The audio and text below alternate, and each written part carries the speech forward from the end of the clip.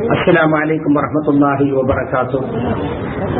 إن الحمد لله نحمده ونستعينه ونستغفره ونعوذ بالله من شرور أنفسنا ومن سيئات أعمالنا من يهده الله فلا مضل له ومن يضلل فلا هادي له وأشهد أن لا إله إلا الله وحده لا شريك له وأشهد أن محمدا عبده ورسوله.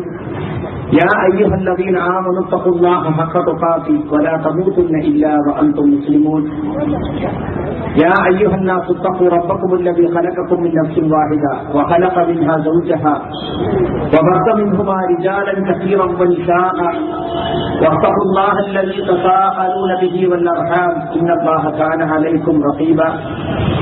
يا أيها الذين آمنوا اتقوا الله وقولوا قولا سديدا يصلح لكم أعمالكم ويغفر لكم ذنوبكم ومن يطع الله ورسوله فقد فاز فوزا عظيما. أما بعد فإن خير الحديث كتاب الله وأصدق السنن سنة محمد صلى الله عليه وسلم وشر الأمور محدثاتها وكل محدثة بدعة وكل بدعة ضلالة وكل ضلالة في النار. أعوذ بالله من الشيطان الرجيم. اليوم أكملت لكم دينكم وأتممت عليكم نعمتي ورضيت لكم الإسلام دينا.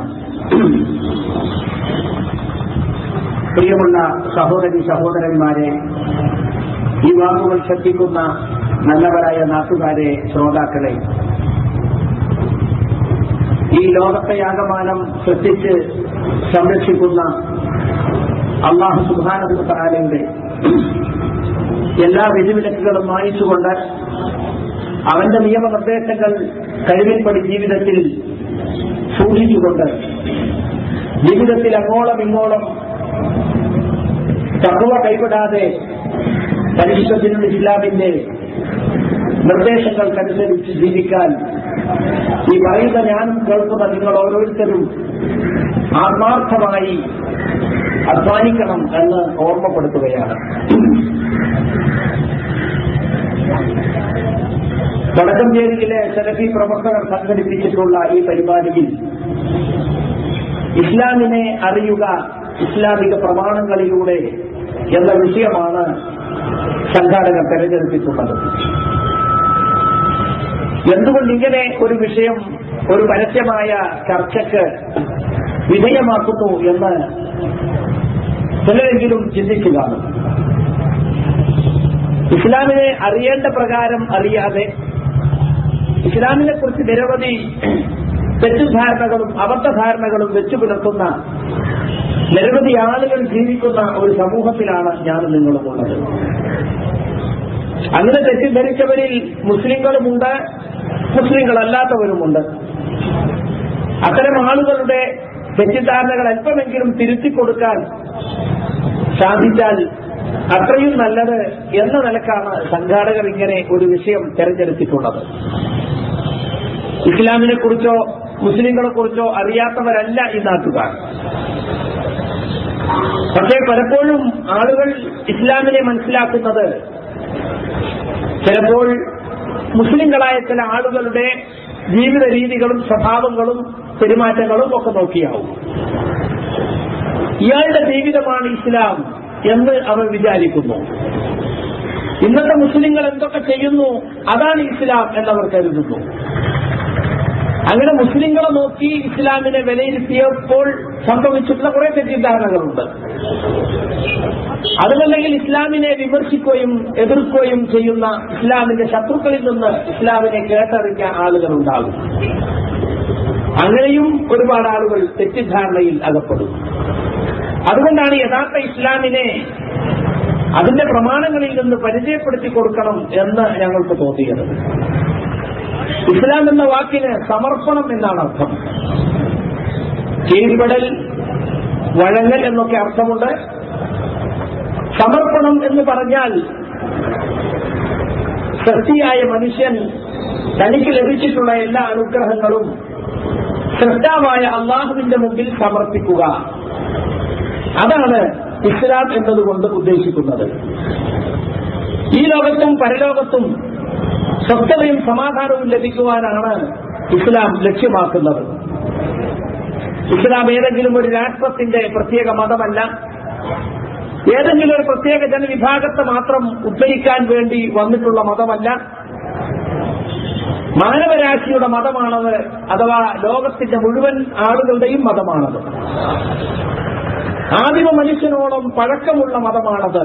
ആദം നബി മുതൽക്ക് ഈ ലോകത്തെ മനുഷ്യജീവിതം ആരംഭിച്ച അന്നു മുതൽക്ക് മനുഷ്യർ പരിചയപ്പെട്ടിട്ടുള്ള മതമാണത്. ആദമിനെയും ഹവ്വയെയും അള്ളാഹു സ്വർഗത്തിൽ താമസിപ്പിക്കുകയും വിലക്കപ്പെട്ട കനി തിന്നതിന്റെ പേരിൽ അവർ ഭൂമിയിലേക്ക് അയക്കപ്പെടുകയും ചെയ്ത ചരിത്രം ഖുർആൻ പറഞ്ഞു തരുന്നുണ്ട്. അതറിയുന്നവരാണ് മുസ്ലിങ്ങളും അതുപോലെ തന്നെ ക്രിസ്ത്യാനികളുമൊക്കെ. ഖുർആൻ അവിടെ പറയുന്നത് ഭൂമിയിലേക്ക് വരുമ്പോൾ അവരോട് പറഞ്ഞ ഒരു വാഗ്ദാനമുണ്ട്.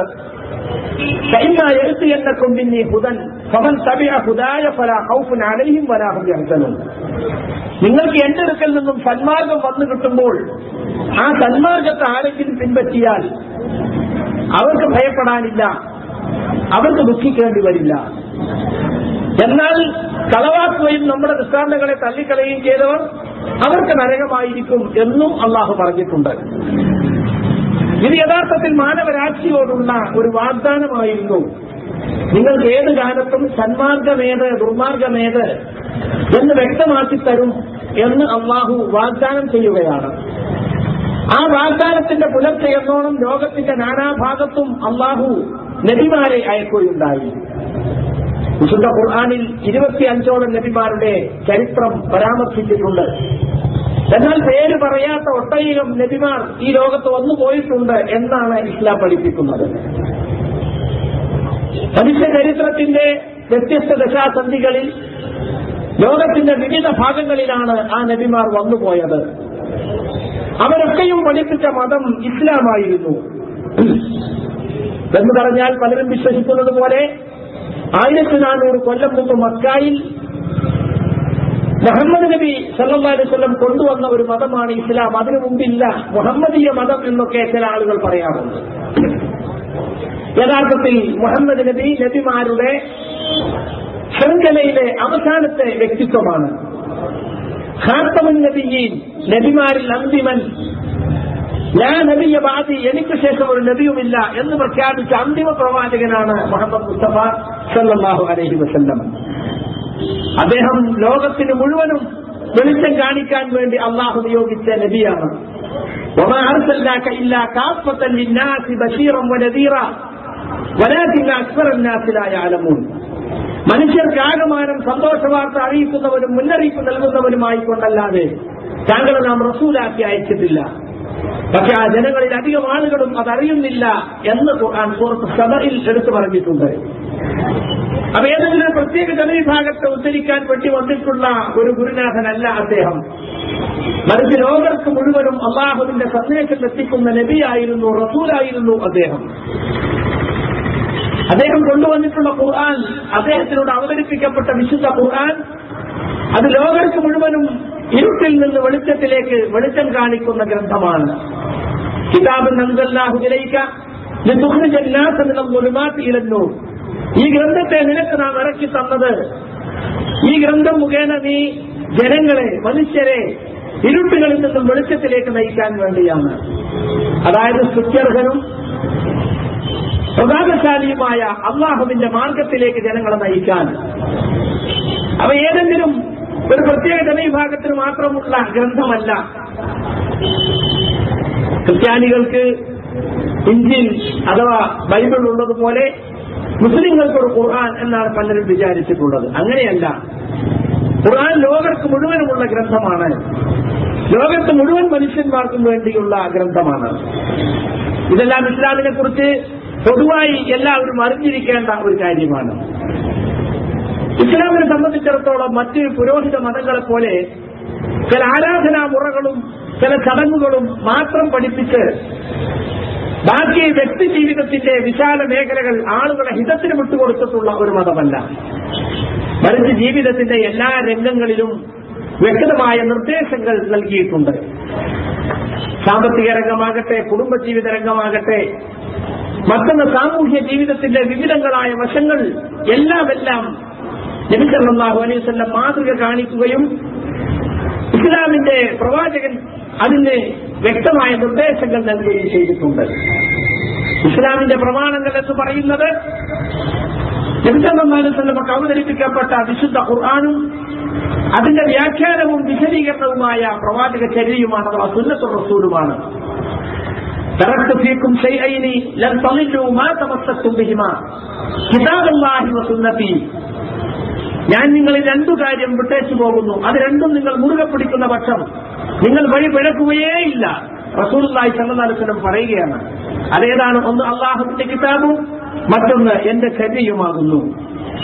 ഇത് രണ്ടുമാകുന്നു ഇസ്ലാമിന്റെ പ്രമാണങ്ങൾ എന്ന് പറയുന്നത്. അതുകൊണ്ട് ഇസ്ലാമിനെ മനസ്സിലാക്കണമെങ്കിൽ ഈ പ്രമാണങ്ങളിലൂടെയാണ് യഥാർത്ഥ ഇസ്ലാമിനെ മനസ്സിലാക്കേണ്ടത്. ശത്രുക്കളുടെ പ്രസംഗങ്ങളിൽ നിന്നോ കൃതികളിൽ നിന്നോ അല്ല, അല്ലെങ്കിൽ ഏതെങ്കിലും നാട്ടിൽ ജീവിക്കുന്ന മുസ്ലിമുകളുടെ ജീവിത രീതി നോക്കി അതാണ് ഇസ്ലാം എന്ന് നമുക്ക് തീർച്ചപ്പെടുത്തിക്കൂടാ. ഇസ്ലാമിനെ പഠിക്കാത്ത, ഇസ്ലാമിനെ മനസ്സിലാക്കാത്ത എത്രയോ മുസ്ലിങ്ങൾ ഇന്ന് ലോകത്തിന്റെ നാനാഭാഗത്തുമുണ്ട്. അതുകൊണ്ട് ഇസ്ലാമിനെ അറിയണമെന്ന് ആഗ്രഹിക്കുന്നവർ വിശുദ്ധ ഖുർആൻ പഠിക്കുക, അതിന്റെ വ്യാഖ്യാനമായ പ്രവാചക ചര്യ പഠിക്കുക. അങ്ങനെയാണ് ഇസ്ലാമിനെ ശരിയായ സ്രോതസ്സിൽ നിന്നും മനസ്സിലാക്കാൻ സാധിക്കുകയുള്ളൂ. ഇന്ന് ലോകത്തിന്റെ നാനാദിക്കുകളിൽ ഇസ്ലാം അതിശീഘ്രം പ്രചരിച്ചുകൊണ്ടിരിക്കുന്ന വാർത്ത നമ്മൾ കേട്ടുകൊണ്ടിരിക്കുന്നു. ദിനേന എന്നോണം അനവധി പേർ ഇസ്ലാമിലേക്ക് കടന്നു വന്നുകൊണ്ടിരിക്കുന്നു. അതുകൊണ്ട് തന്നെ ഇസ്ലാമിന് ധാരാളം ശത്രുക്കളും എതിരാളികളും ഈ കാലഘട്ടത്തിൽ വർദ്ധിച്ചിട്ടുണ്ട്. ഇസ്ലാമിന്റെ പ്രചാരത്തെ എങ്ങനെ തടഞ്ഞു നിർത്താം എന്നതാണ് അവരുടെ ചിന്താവിഷയം. ഇസ്ലാമിനെ കുറിച്ച് നിരവധി തെറ്റിദ്ധാരണകൾ പടച്ചുവിടുക എന്നത് ഇന്ന് ഇസ്ലാമിന്റെ ശത്രുക്കൾ കണ്ടുപിടിച്ചിട്ടുള്ള ഒരു കുൽസിത മാർഗമാണ്.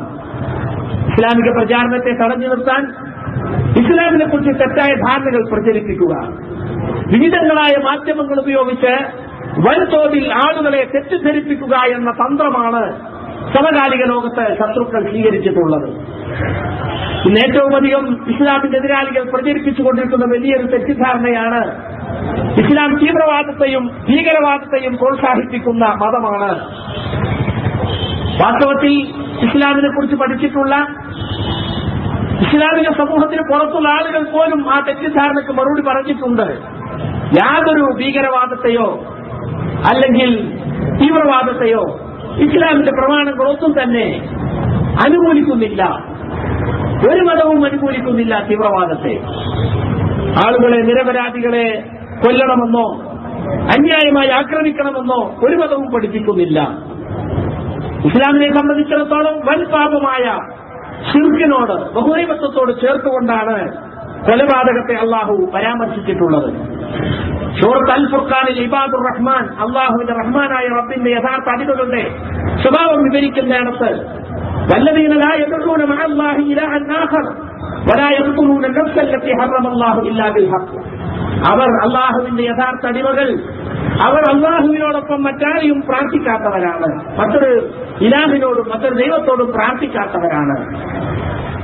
അതുപോലെ തന്നെ അള്ളാഹു ന്യായപ്രകാരമല്ലാതെ കൊല്ലൽ നിന്ന് പഠിപ്പിച്ചിട്ടുള്ള, പവിത്രത കൽപ്പിച്ചിട്ടുള്ള ആത്മാവിനെ, ശരീരത്തെ അവർ കൊല്ലുന്നതുമല്ല. സഹീഹായ നബിവചനത്തിൽ അക്ബറുൽ കബായിരി അശ്ശിർകു ബില്ലാഹി വഖത്ലുൻ നഫ്സ്, വൻപാപങ്ങളിൽ ഏറ്റവും വലിയ പാപമാണ് അള്ളാഹുവിൽ പങ്കു ചേർക്കുന്നതും അതുപോലെ തന്നെ മനുഷ്യവധവും എന്ന് വന്നിട്ടുണ്ട്.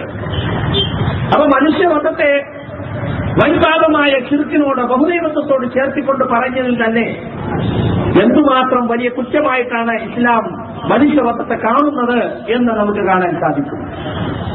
വിശുദ്ധ ഖുർആനിലെ 5-ാമത്തെ അധ്യായമായ സൂറത്ത് അൽ മാഇദയിൽ 32-ാമത്തെ വചനത്തിൽ അള്ളാഹു പറഞ്ഞു, മിൻ അജ്ലി ദാലിക കതബ്നാ അലാ ബനി ഇസ്രായീൽ, അതിനാൽ ബനൂ ഇസ്രായേൽ സമൂഹത്തിന്റെ മേൽ നാം നിർബന്ധമാക്കി, അന്നഹു മൻ ഖതല നഫ്സൻ ബിഗൈരി നഫ്സിൻ ഔ ഫസാദിൻ ഫിൽ അർളി, ഒരാളെ കൊന്നതിന് പകരമായിട്ടോ ഭൂമിയിൽ കുഴപ്പമുണ്ടാക്കിയതിന് പകരമായിട്ടോ അല്ലാതെ ആരെങ്കിലും ഒരാളെ കൊന്നുകഴിഞ്ഞാൽ ഫകഅന്നമാ ഖതല നാസ ജമീഅ, അവൻ മുഴുവൻ മനുഷ്യരെയും കൊന്നതുപോലെയാണ്.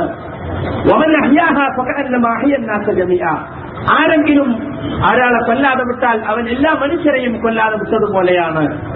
അപ്പൊ ഒരാളെ കൊല്ലുന്നത് ഒരു സമൂഹത്തെ കൊല്ലുന്നത് പോലെയാണ് എന്നാണ് പഠിപ്പിച്ചിട്ടുള്ളത്. കൊന്നവനെ കൊല്ലുക എന്ന പ്രതിക്രിയ ഇസ്ലാമിക ശരീഅത്ത് നടപ്പിലുള്ള നാട്ടുകളിൽ ഇന്ന് നടക്കുന്നുണ്ട്. നമ്മുടെ നാട്ടിലും കൊന്നവരെ കൊല്ലുക എന്നതിന് നിയമമുണ്ട്. പക്ഷേ പലപ്പോഴും പ്രോസിക്യൂഷന് തെളിയിക്കാൻ സാധിച്ചില്ല, തെളിവ് സമർപ്പിക്കാൻ സാധിച്ചില്ല എന്നതിന്റെ പേരിലൊക്കെ വധശിക്ഷ നടപ്പിലാക്കാതെ പോവുകയോ ഇളവ് കിട്ടുകയൊക്കെ ചെയ്യാറുണ്ട്. ഏതായിരുന്നാലും ന്യായപ്രകാരമല്ലാതെ ഒരു മനുഷ്യനെയും കൊല്ലാൻ ഇസ്ലാം പഠിപ്പിക്കുന്നില്ല. ഇതാണൊരു മുസ്ലിമിന്റെ വിശ്വാസം, ഇതാണൊരു മുസ്ലിമിന്റെ ആദർശം. അങ്ങനെ വിശ്വസിക്കുന്ന ഒരാൾക്ക് നിരപരാധികളെ കൊല്ലാനോ നിരപരാധികളെ കൊല്ലുവാൻ വേണ്ടി ബോംബ് വെക്കുവാനോ അതിന് സപ്പോർട്ട് ചെയ്യാനോ സാധിക്കുമോ? ഒരിക്കലുമില്ല. അതിൽ നിന്ന് നമ്മൾ മനസ്സിലാക്കണം, അങ്ങനെ ചെയ്യുന്നവർ യഥാർത്ഥ ഇസ്ലാം അംഗീകരിച്ചവരല്ല. ദേഹേച്ഛക്കനുസരിച്ച് പ്രവർത്തിക്കുന്ന, പേരിൽ മാത്രം ഇസ്ലാം എന്ന് പറയുന്ന ആളുകൾ, അവർക്ക് ഇസ്ലാമുമായി ബന്ധമില്ല. ഇവിടെ വേൾഡ് ട്രേഡ് സെന്റർ ആക്രമണമാകട്ടെ, മുംബൈ സ്ഫോടന പരമ്പരകളാകട്ടെ, എവിടെയൊക്കെ സ്ഫോടനങ്ങളും അതുപോലെ തന്നെ ചാവേർ ആക്രമണമൊക്കെ നടന്നിട്ടുണ്ടോ, ഇസ്ലാമിക പണ്ഡിതന്മാർ അതിനെല്ലാം അവലംബിച്ചിട്ടുണ്ട്. അത് ഏത് വിഭാഗത്തിൽപ്പെട്ട ആളുകൾ ചെയ്താലും ശരി, എല്ലാത്തരം അക്രമങ്ങളെയും തള്ളിപ്പറയുകയും അപലപിക്കുകയുമാണ് മുസ്ലിം സംഘടനകളും മുസ്ലിം പണ്ഡിതന്മാരും ചെയ്തിട്ടുള്ളത്. സുഹൃത്തുക്കളെ, ഇന്ന് എല്ലാ മതങ്ങളുടെ പേരിലും തീവ്രവാദ സംഘങ്ങൾ പ്രവർത്തിക്കുന്നുണ്ട്. ആ മതങ്ങൾ അതിനെ പ്രോത്സാഹിപ്പിക്കുകയല്ല, പക്ഷെ ആ മതത്തിന്റെ പേരിൽ അവർ പ്രവർത്തിക്കുന്നു. അത്തരം തീവ്രവാദി ഗ്രൂപ്പുകളിൽ എല്ലാ വിഭാഗത്തിലുമുണ്ട്. ജൂത തീവ്രവാദികളുണ്ട്, ക്രിസ്ത്യാനി തീവ്രവാദികളുണ്ട്, സിഖ് തീവ്രവാദികളുണ്ട്, ഹിന്ദു തീവ്രവാദികളുണ്ട്, ബുദ്ധ തീവ്രവാദികളുണ്ട്, അതുപോലെ മുസ്ലിം തീവ്രവാദികളുമുണ്ട്. ഇതൊന്നും ആ മതങ്ങൾ അംഗീകരിച്ചതോ മതത്തിന്റെ ആളുകൾ അംഗീകരിച്ചതോ അല്ല എന്ന് നമുക്കെല്ലാവർക്കും അറിയാം. പക്ഷേ ചില മാധ്യമങ്ങൾ മുസ്ലിം തീവ്രവാദികളുടെ ചെയ്തികളെ മാത്രം എടുത്തു പറഞ്ഞ് പൊലിപ്പിച്ചു പറയുന്നത് ഇപ്പോൾ കുറച്ചധികമായി നമുക്ക് കാണാൻ സാധിക്കും. നമുക്കറിയാം, ഇറാഖിൽ സദ്ദാം ഹുസൈൻ ഭരിച്ച കാലത്ത് സദ്ദാം ഹുസൈന്റെ സ്വേച്ഛാധി ഭരണത്തെക്കുറിച്ച് അവിടെ ആയിരക്കണക്കിന് ആളുകൾ കൊല്ലപ്പെട്ടു എന്ന് എഴുതുന്നു.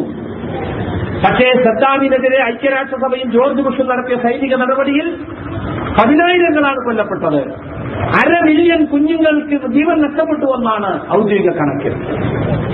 അതുപോലെ നിങ്ങൾ ആലോചിച്ച് നോക്കൂ, 2ാം ലോക മഹായുദ്ധത്തിന് നേതൃത്വം കൊടുത്ത, അല്ലെങ്കിൽ അതിന് കാരണക്കാരനായ ഹിറ്റ്ലർ, അദ്ദേഹം ഒരു മുസ്ലിമായിരുന്നില്ല, അദ്ദേഹം ഒരു ക്രിസ്ത്യാനിയായിരുന്നു. 60 മില്യൺ ജൂതന്മാരെയാണ് കൊന്നൊടുക്കിയത്, 40 മില്യൺ മനുഷ്യരെയാണ് കൊന്നൊടുക്കിയതെന്നാണ് കണക്ക്. അതുപോലെ ലക്ഷക്കണക്കിന് നിരപരാധികളെ കൊന്നൊടുക്കിയ മുസോളിനി, അതുപോലെ തന്നെ ചൈനയിലെ മാവോ സേതൂങ്, അങ്കിൾ ജോ എന്നറിയപ്പെടുന്ന ജോസഫ് സ്റ്റാലിൻ, ഇവരൊക്കെ ചരിത്രത്തിൽ ഒരുപാട് നരനായാട്ടുകൾ നടത്തിയ ആളുകളാണ്. അവരാരും മുസ്ലിങ്ങളായിരുന്നില്ല. ഹിന്ദുവായിരുന്ന അശോക ചക്രവർത്തി കലിംഗ യുദ്ധത്തിൽ മാത്രം കൊന്നൊടുക്കിയത് 1,00,000-ലേറെ നിരപരാധികളെയായിരുന്നു എന്ന് നമുക്ക് കാണാൻ സാധിക്കും. ഇന്ന് ഇസ്ലാമിന്റെ പേരിൽ തീവ്രവാദ പ്രവർത്തനങ്ങൾ നടത്തുന്നവർ എത്രയോ ആളുകളെ കൊന്നുകളയുന്നുണ്ട്. അപ്പൊ എല്ലാ മതങ്ങളുടെ പേരിലും ഇതൊക്കെയുണ്ട്. അതിനൊന്നും നമ്മൾ നിസ്സാരമായി കാണേണ്ടതില്ല. ചരിത്രത്തിൽ ഏറ്റവും കൂടുതൽ മനുഷ്യക്കുരുതി നടത്തിയവർ മുസ്ലിം തീവ്രവാദികളല്ല എന്ന് പറയാൻ വേണ്ടിയാണ് ഞാനിത് പറഞ്ഞിട്ടുള്ളത്. എന്ന് പറഞ്ഞാൽ തീവ്രവാദം എന്നത് ഏതെങ്കിലും ഒരു മതത്തിന്റെ പേരിൽ മാത്രം വെച്ചുകെട്ടി പൊലിപ്പിച്ച് പറയേണ്ടതില്ല എന്ന കാര്യം ഓർമ്മപ്പെടുത്താനാണ് ഞാനത് പറഞ്ഞത്. നാം എല്ലാ തീവ്രവാദങ്ങളെയും എതിർക്കുകയും അപലപിക്കുകയുമാണ് വേണ്ടത്. അത് ഏത് മതത്തിന്റെ ആളുകൾ ചെയ്താലും ശരി. ഇന്ന് ഇസ്ലാമിന്റെ പേരിൽ തീവ്രവാദ പ്രവർത്തനങ്ങൾ നടത്തുന്നവര് മുസ്ലിം പണ്ഡിതന്മാർ തള്ളിപ്പറയുക മാത്രമല്ല, അവർ ഇസ്ലാമിന് പുറത്താണെന്ന് പണ്ഡിതന്മാർ മതവിധി പുറപ്പെടുവിക്കുകയും ചെയ്തത് നമുക്ക് കാണാൻ സാധിക്കും. ചില ആളുകളൊക്കെ അവൻ ഫണ്ടമെന്റലിസ്റ്റാണ്, അവനൊരു ടെററിസ്റ്റാണ്, അല്ലെങ്കിൽ അവനൊരു എക്സ്ട്രീമിസ്റ്റാണ് എന്നൊക്കെ പറയാറുണ്ട്. യഥാർത്ഥത്തിൽ ഈ വക പ്രയോഗങ്ങളൊക്കെ ഈ അടുത്ത കാലത്ത് വളരെ വ്യാപകമായി ഉപയോഗിക്കുന്നത് കാണാൻ സാധിക്കും, സ്ഥാനത്തും അസ്ഥാനത്തും. വാസ്തവത്തിൽ ഫണ്ടമെന്റലിസ്റ്റ് എന്ന് പറഞ്ഞാൽ എന്താണ്? മതമൗലികവാദി. അത് യഥാർത്ഥത്തിൽ ഒരു ചീത്തപ്പേരല്ല, പക്ഷെ ഇന്നത് ചീത്തപ്പേര് പോലെ ആയിട്ടുണ്ട്. മതത്തിന്റെ മൗലിക തത്വങ്ങൾ മുറുകെ പിടിക്കുകയും അതനുസരിച്ച് ജീവിതം മുന്നോട്ട് കൊണ്ടുപോവുകയും ചെയ്യുന്ന ആൾ. അത് തെറ്റായ കാര്യമാണോ? ഒരിക്കലുമല്ല. എന്നാൽ അങ്ങനെയാണ് പലപ്പോഴും ഉപയോഗിക്കുന്നത്. അതുപോലെ തന്നെ ടെററിസ്റ്റുകൾ, ഭീകരവാദികൾ അല്ലെങ്കിൽ തീവ്രവാദികൾ എന്ന് പറയുന്നത്, ഇതെല്ലാം ആളുകൾ ഓരോ വൃത്തികേടുകൾ ചെയ്യുകയും അങ്ങനെ അവരെ വിമർശിക്കുന്ന ആളുകൾ അതിന് കൊടുക്കുന്ന പേരുകളാണ്. ഇതൊക്കെ നമുക്ക് ഇന്നത്തെ അവസ്ഥ വെച്ച് തന്നെ നോക്കുമ്പോൾ പലരും അവരുടെ സൗകര്യത്തിന് വേണ്ടി പലരുടെ പേരും ഉപയോഗിക്കുന്നത് നമുക്ക് കാണാൻ സാധിക്കും. ഇപ്പോ ഇതിന്റെ താടി വെച്ച ഒരാളെ കണ്ടാൽ, അല്ലെങ്കിൽ തൊപ്പി വെച്ച ഒരാളെ കണ്ടാൽ താടിയും തൊപ്പിയും ഒപ്പം ഉണ്ടെങ്കിൽ അയാൾ ഒരു തീവ്രവാദിയാണ് എന്ന് പറയും. എങ്ങനെയാണ് ഇത് വന്നത്? ചില ആഗോള മീഡിയകൾ നടത്തുന്ന കുപ്രചരണത്തെ കൊണ്ടുണ്ടായതാണിത്. യഥാർത്ഥത്തിൽ താടി വളർത്തുക എന്നത് എല്ലാ മുസ്ലിം പുരുഷന്മാരും ചെയ്യേണ്ട കാര്യമായിട്ടാണ് നബി സല്ലല്ലാഹു അലൈഹി വസല്ലം പഠിപ്പിച്ചിട്ടുള്ളത്. അവർ നാട്യാസരത്തിൽ പറഞ്ഞിട്ടുള്ള കാര്യമാണ് ആഫുല്ലിഹ, നിങ്ങൾ താടി നീട്ടുക, മീശ വെട്ടുക എന്നത്. അതെല്ലാ മുസ്ലിമും ചെയ്യേണ്ടതാണ്. റസൂൽ സല്ലല്ലാഹു അലൈഹി വസല്ലം ഒരിക്കൽ പോലും താടി ഷേവ് ചെയ്തിട്ടില്ല, പഠിച്ചിട്ടില്ല. അവിടുത്തെ കൂടെ ജീവിച്ച സഹാബികളും പഠിച്ചിട്ടില്ല. പിൽക്കാലത്ത് മറ്റ് സമുദായങ്ങളിൽ നിന്നും കടന്നു വന്നതാണ് താടി പഠിക്കുന്ന സമ്പ്രദായം. പക്ഷെ എല്ലാ മുസ്ലിങ്ങളും ഒന്നും ചെയ്യാതിരിക്കുകയും ചില ആളുകൾ മാത്രം ചെയ്യുകയും ചെയ്യുമ്പോൾ ചില ആളുകളോ അവനൊന്നും താടിയില്ല, ഇവന് താടിയില്ല, നിങ്ങൾക്ക് എന്താ താടി, അപ്പൊ താടി എന്തൊരു പ്രത്യേക ആളുകൾ മാത്രം വെക്കുന്നതാണ് എന്ന ഒരു തെറ്റിദ്ധാരണ ഉണ്ടാവുകയാണ്.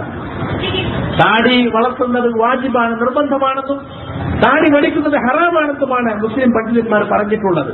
പക്ഷെ അതൊന്നും ഒരു തീവ്രവാദത്തിന്റെ അടയാളമോ ലക്ഷണമോ അല്ല. ഒരാൾ അയാളുടെ മതത്തിന്റെ തത്വങ്ങൾ, നിർദ്ദേശങ്ങൾ ജീവിതത്തിൽ കണിശമായി പാലിച്ചാൽ ഇന്നയാളെ തീവ്രവാദം ആരോപിക്കുന്നത് നമുക്ക് കാണാൻ സാധിക്കും. അത് ശരിയല്ല. മതതത്വങ്ങൾ മുറുകെ പിടിക്കുന്നത് കൊണ്ട് ഒരാൾ തീവ്രവാദിയാകുന്നില്ല. മറ്റുള്ളവരെ അന്യായമായി ദ്രോഹിക്കുകയോ അന്യായമായി ആക്രമിക്കുകയോ ഉപദ്രവിക്കുകയോ ചെയ്യുമ്പോഴാണ് അയാൾ തീവ്രവാദ ലൈനിലേക്ക് പോകുന്നത്. അതൊരു മതവും അംഗീകരിക്കുന്ന കാര്യമല്ല. ഇപ്പോൾ നിർബന്ധ മതപരിവർത്തനത്തെക്കുറിച്ച് പലയിടത്തും ചർച്ചകൾ നടക്കുന്നുണ്ട്. ഇസ്ലാം മതം ആരെയും നിർബന്ധിച്ച് മതത്തിൽ ചേർക്കണം എന്ന് പഠിപ്പിച്ചിട്ടില്ല. ഒരൊറ്റ മുസ്ലിം സംഘടനയും മുസ്ലിം പ്രബോധകനും നിർബന്ധിച്ച് ബലാത്കാരമായി ആരെങ്കിലും മതപരിവർത്തനം നടത്തണമെന്ന് ആവശ്യപ്പെടുകയോ അങ്ങനെ പ്രവർത്തിക്കുകയോ ചെയ്യുന്നില്ല. പക്ഷെ ഒരുപാട് ആളുകൾ ഇസ്ലാമിലേക്ക് കടന്നു വരുന്നുണ്ട്. അതിന് പല കാരണങ്ങളും ഉണ്ടാകാം. അതിന്റെ പേരിൽ ഇസ്ലാമിക പ്രബോധകന്മാരെയും പ്രബോധക സംഘങ്ങളെയും കുറിച്ച് പലരും തെറ്റിദ്ധാരണകൾ പ്രചരിപ്പിക്കുകയാണ്. ഖുർആനിലെ ഏറ്റവും മഹത്തായ വചനം എന്ന് പറയുന്ന ആയത്തുൽ കുർസിയിൽ ശേഷം നമുക്ക് കാണാം, ലാ ഇക്റാഹ ഫിദ്ദീനി ഖദ് തബയ്യന റുശ്ദു മിനൽ ഗയ്. മതത്തിൽ നിർബന്ധം ചെലുത്തലില്ല. മതത്തിൽ ചേർക്കാൻ വേണ്ടി ആരെയും നിർബന്ധിക്കുന്ന പ്രശ്നമില്ല. കാരണം സത്യം ഇന്നതാണ്, സന്മാർഗം ഇന്നതാണ്, വ്യതിയാനം ഇന്നതാണ്, തെറ്റിന്നതാണ് എന്നത് വ്യക്തമായി കഴിഞ്ഞിട്ടുണ്ട്. സത്യവും അസത്യവും വേർതിരിഞ്ഞു നിൽക്കുന്നുണ്ട്. അതുകൊണ്ട് സത്യത്തിലെ മാർഗത്തിലേക്ക് ആളെ ചേർക്കാൻ വേണ്ടി ബലാത്കാരം നടത്തേണ്ടതില്ല. പ്രവാചകന്മാരാരും തങ്ങളുടെ പ്രബോധിത സമൂഹത്തിൽ യാതൊരുവിധ ബലാത്കാരവും നടത്തിയിട്ടില്ല. അവസാനത്തെ പ്രവാചകനായ നബി സല്ലല്ലാഹു അലൈഹി വസല്ലമയോട് അല്ലാഹു പറയുന്നു, ഇന്നമാ അൻത മുദക്കിർ, താങ്കൾ ഉത്ബോധനം നടത്തുന്നവൻ മാത്രമാകുന്നു. ലസ്ത അലൈഹിം ബിമുസൈതിർ, താങ്കൾ അവരുടെ മേൽ അധികാരം ചെലുത്തുന്നവനല്ല എന്ന്. സൂറത്ത് യൂനിസിലെ 99-ാമത്തെ ആയത്തിൽ വലൗ ശാഅ റബ്ബുക ലആമന മൻ ഫിൽ അർളി കുല്ലുഹും ജമീഅ അം അൻത തുക്രിഹു അന്നാസ ഹത്താ യകൂനു മുഅ്മിനീൻ. നിന്റെ രക്ഷിതാവ്, നിന്റെ റബ്ബ് വിചാരിച്ചിരുന്നെങ്കിൽ, ഉദ്ദേശിച്ചിരുന്നെങ്കിൽ ഭൂമിയിലുള്ള എല്ലാ മനുഷ്യന്മാരും വിശ്വസിക്കുമായിരുന്നു. എന്നാൽ ജനങ്ങൾ വിശ്വാസികളാകുവാൻ വേണ്ടി നീ ജനങ്ങളെ നിർബന്ധിക്കുകയാണോ എന്ന് ഖുർആൻ ചോദിക്കുന്നുണ്ട്. അപ്പൊ ഒരിക്കലും തന്നെ നിർബന്ധിക്കുക എന്നത് പ്രവാചകന്മാരുടെ ശൈലിയല്ല. നബിമാരെല്ലാം ഇസ്ലാം മതത്തെ ജനങ്ങളുടെ മുമ്പിൽ തുറന്നു കാണിക്കുവാനല്ലാതെ അവരെ നിർബന്ധിക്കാൻ തുനിഞ്ഞിട്ടേ ഇല്ല. അങ്ങനെയുള്ള ഉത്തരവാദിത്വം അവർക്കില്ല എന്നാണ് പറഞ്ഞിട്ടുള്ളത്. വമാ അലാ റസൂലിനാ ഇല്ലൽ ബലാഗുൽ മുബീൻ, നമ്മുടെ ദൂതന്റെ മേൽ ബാധ്യതയായിട്ടുള്ള കാര്യം വ്യക്തമായി ദീനിനെ എത്തിച്ചു കൊടുക്കുക എന്നത് മാത്രമാണ്. ഇഷ്ടമുണ്ടെങ്കിൽ സ്വീകരിക്കാം, അല്ലെങ്കിൽ തള്ളിക്കളയാം. ഇത് തന്നെയാണ് മുസ്ലിമീങ്ങളുടെ, സത്യവിശ്വാസികളുടെയും ബാധ്യതയും. അപ്പൊ നിർബന്ധ മതപരിവർത്തനം പാടില്ല എന്നതാണ് ഇസ്ലാമിന്റെ കാഴ്ചപ്പാട്. അതാണ് ഈ മുസ്ലിങ്ങൾ എല്ലാവരും സ്വീകരിച്ചിട്ടുള്ളത്. ഒരു ഇസ്ലാമിക പ്രബോധകനും പ്രബോധക സംഘങ്ങളും ഇതിനെതിരെ പ്രവർത്തിക്കാറില്ല എന്നതാണ് വാസ്തവം. അതേസമയം ഒരാൾ ഇസ്ലാമിനെ കുറിച്ച് പഠിക്കുകയും മനസ്സിലാക്കുകയും ചെയ്ത് എനിക്ക് ഇസ്ലാം മതം സ്വീകരിക്കണമെന്ന് ആഗ്രഹം പ്രകടിപ്പിച്ചാൽ ഈ രാജ്യത്ത് അതിന്റെ നിയമാനുസൃതമായ മാർഗങ്ങളുണ്ട്. ആ നിയമാനുസൃതമായ മാർഗങ്ങളിലൂടെ അയാൾക്ക് ഇന്ത്യൻ ഭരണഘടന അംഗീകരിക്കുന്ന സുതാര്യമായ മാർഗങ്ങളിലൂടെ ഇസ്ലാം മതം സ്വീകരിക്കാൻ ഇവിടെ സൗകര്യമുണ്ട്. അതാണ് മുസ്ലിങ്ങൾ അവലംബിക്കുന്നത്. അതല്ലാത്തതൊന്നും തെളിയിക്കുവാൻ ആർക്കും സാധിച്ചിട്ടില്ല എന്നതാണ് വാസ്തവം. ഇപ്പോൾ മതപരിവർത്തനം നിയമം മൂലം നിരോധിക്കണം എന്നാവശ്യപ്പെടുന്ന മുറവിളി കൂട്ടുന്ന ആളുകളുണ്ട്. യഥാർത്ഥത്തിൽ എന്തിനാണത്? ഭരണഘടന ഓരോ പൗരനും വാഗ്ദാനം ചെയ്തിട്ടുള്ള മൗലികാവകാശങ്ങളുടെ മേലെ കടന്നുകയറ്റമല്ലേ അത്? ഇഷ്ടമുള്ള മതം സ്വീകരിക്കാനും ഒരു മതവും സ്വീകരിക്കാതിരിക്കാനും പൗരന് സ്വാതന്ത്ര്യമുണ്ട് എന്നതാണല്ലോ നമ്മുടെ ഭരണഘടനയുടെ മൗലികാവകാശങ്ങൾ പഠിപ്പിക്കുന്നത്. ഇവിടെ എത്രയോ ആളുകൾ തങ്ങളുടെ രാഷ്ട്രീയ അഭിപ്രായങ്ങൾ മാറ്റുന്നുണ്ട്, സ്വന്തം പാർട്ടി വിട്ട് വേറെ പാർട്ടിയിൽ ചേരുന്നുണ്ട്. ഇതും നിരോധിക്കണോ? അതും നിരോധിക്കണമെന്നല്ല ഇവർ പറയേണ്ടത്. അപ്പൊ രാഷ്ട്രീയമായ അഭിപ്രായം എത്ര വേണമെങ്കിലും മാറാം. രാഷ്ട്രീയമായ അഭിപ്രായം മാറിയവനെ സ്വീകരിച്ച് പൂമാലയിട്ട് ആദരിച്ച് കൊണ്ടുവരുന്നു. മതപരമായ അഭിപ്രായം മാറിയവനെ പുച്ഛിക്കുകയും വെറുക്കുകയും അവനെ കൊല്ലാൻ വേണ്ടി ശ്രമിക്കുകയും ചെയ്യുന്നു. നീ എന്തിനു മതം മാറി, നിന്നെ ഞങ്ങൾ കൊന്നുകളയും എന്ന്. ഈ അടുത്ത് നിങ്ങൾ കേട്ടില്ലേ, ഇസ്ലാം മതം സ്വീകരിച്ച ഒരു സഹോദരനെ, ഫൈസൽ എന്നൊരു യുവാവിനെ മലപ്പുറം ജില്ലയിലെ കൊടിഞ്ഞിയിൽ വെച്ച് നടുറോട്ടിലിട്ട് കുത്തിക്കൊന്നു. ഇതാണ് ഫാഷിസം എന്ന് പറയുന്നത്. ഈ ഫാഷിസമാണ് യഥാർത്ഥത്തിൽ ഇവിടെയുള്ള പ്രശ്നം. പുതുതായി ഇസ്ലാമിലേക്ക് കടന്നു വരുന്നവരെ ഭീഷണിപ്പെടുത്തി പിന്തിരിപ്പിക്കാനുള്ള ഒരു തന്ത്രം മാത്രമാണിത്. ഒരാളെ കൊന്നു കഴിഞ്ഞാൽ ഇനി വരുന്നവർ പേടിച്ചുകൊള്ളുമല്ലോ എന്ന തരം താഴ്ന്ന ചിന്തയാണ് ഇത്തരം പ്രവർത്തനങ്ങൾക്ക് ആളുകളെ പ്രേരിപ്പിക്കുന്നത്. നമ്മുടെ രാജ്യത്തെ എല്ലാ പൗരന്മാർക്കും അവനവന് ഇഷ്ടമുള്ള മതം സ്വീകരിക്കുവാനും അതനുസരിച്ച് ജീവിക്കുവാനുമുള്ള സ്വാതന്ത്ര്യം ഇന്ത്യൻ ഭരണഘടന വാഗ്ദാനം ചെയ്തിരിക്കെ അതിനെ ഹനിക്കാൻ ശ്രമിക്കുന്നത് മാനവിക വിരുദ്ധം മാത്രമല്ല, രാജ്യവിരുദ്ധം കൂടിയാണ്. ഇസ്ലാം ഒരിക്കലും തന്നെ അങ്ങനെയുള്ള കാര്യങ്ങൾക്ക് വേണ്ടി യാതൊരു പ്രോത്സാഹനവും നൽകിയിട്ടില്ല. ആരെങ്കിലും നിർബന്ധിച്ച് മതം മാറ്റണമെന്ന് ഇസ്ലാം പഠിപ്പിച്ചിട്ടില്ല. പക്ഷേ ഒരാൾക്ക് അയാളുടെ മതപരമായ അഭിപ്രായം മാറണമെന്നുണ്ടെങ്കിൽ അയാൾക്ക് അതിന്റെ സ്വാതന്ത്ര്യമുണ്ട്. അത് അയാളുടെ വ്യക്തി സ്വാതന്ത്ര്യത്തിന്റെ ഭാഗമാണ്. ഇനി ഇസ്ലാമിനെ കുറിച്ച് തെറ്റിദ്ധാരണകൾ പരത്തുന്നവർ അറിയേണ്ട ചില സംഗതികൾ. ഇസ്ലാം ഒരു അനീതിക്കും ഒരക്രമത്തിനും ഒരു സ്ഥലത്തും പ്രോത്സാഹനം നൽകിയിട്ടില്ല. അങ്ങേയറ്റത്തെ നീതിയും നിഷ്പക്ഷതയുമാണ് വിശുദ്ധ ഖുർആൻ പഠിപ്പിക്കുന്നത്. വിശുദ്ധ ഖുർആനിലെ 4-ാമത്തെ അധ്യായത്തിൽ 135-ാമത്തെ വചനത്തിൽ അല്ലാഹു പറഞ്ഞു, യാ അയ്യുഹല്ലദീന ആമനൂ കൂനൂ ഖവ്വാമീന ബിൽ ഖിസ്തി ശുഹദാഅ ലില്ലാഹ്. സത്യവിശ്വാസികളെ, നിങ്ങൾ നീതിമുറ ശരിക്കും നിലനിർത്തി പോരുന്നവരാകണം. നിങ്ങൾ അള്ളാഹുവിന് വേണ്ടി ഭൂമിയിലെ സാക്ഷികളാകണം. വലവഅല അൻഫുസിക്കും, ആ നിലപാട് നിങ്ങൾക്ക് തന്നെയും എതിരാണെങ്കിലും, അവൻ വാലിദൈനിവൽ അഖ്റബീൻ, അല്ലെങ്കിൽ നിങ്ങളുടെ 2 മാതാപിതാക്കൾക്കും നിങ്ങൾ അടുത്ത കുടുംബങ്ങൾക്കും എതിരാണെങ്കിലും, ഇന്നകുൽ ഗനിയ്യൻ ഔ ഫഖീറൻ, അയാൾ ധനികനോ ദരിദ്രനോ ആരാകട്ടെ, അല്ലാഹു ഔലാ ബിഹിമ, അവരുമായി ഏറ്റവും ബന്ധപ്പെട്ടവൻ അല്ലാഹുവാണ്. ഫലാ തത്തബിഉൽ ഹവാ അൻ തഅദിലു, അതുകൊണ്ട് നീതി പാലിക്കുന്ന വിഷയത്തിൽ നിങ്ങൾ ഒരിക്കലും തന്നെ ദേഹേച്ഛയെ പിന്തുടരരുത്. കണ്ടോ? അപ്പൊ നീതിമുറ നിലനിർത്തിക്കൊണ്ടു പോകണം, പരമാവധി നീതി പാലിക്കണം എന്നാണ് പഠിപ്പിച്ചിട്ടുള്ളത്. സ്വജനപക്ഷപാതത്തെ ഒരിക്കലും ഇസ്ലാം അനുകൂലിക്കുന്നില്ല.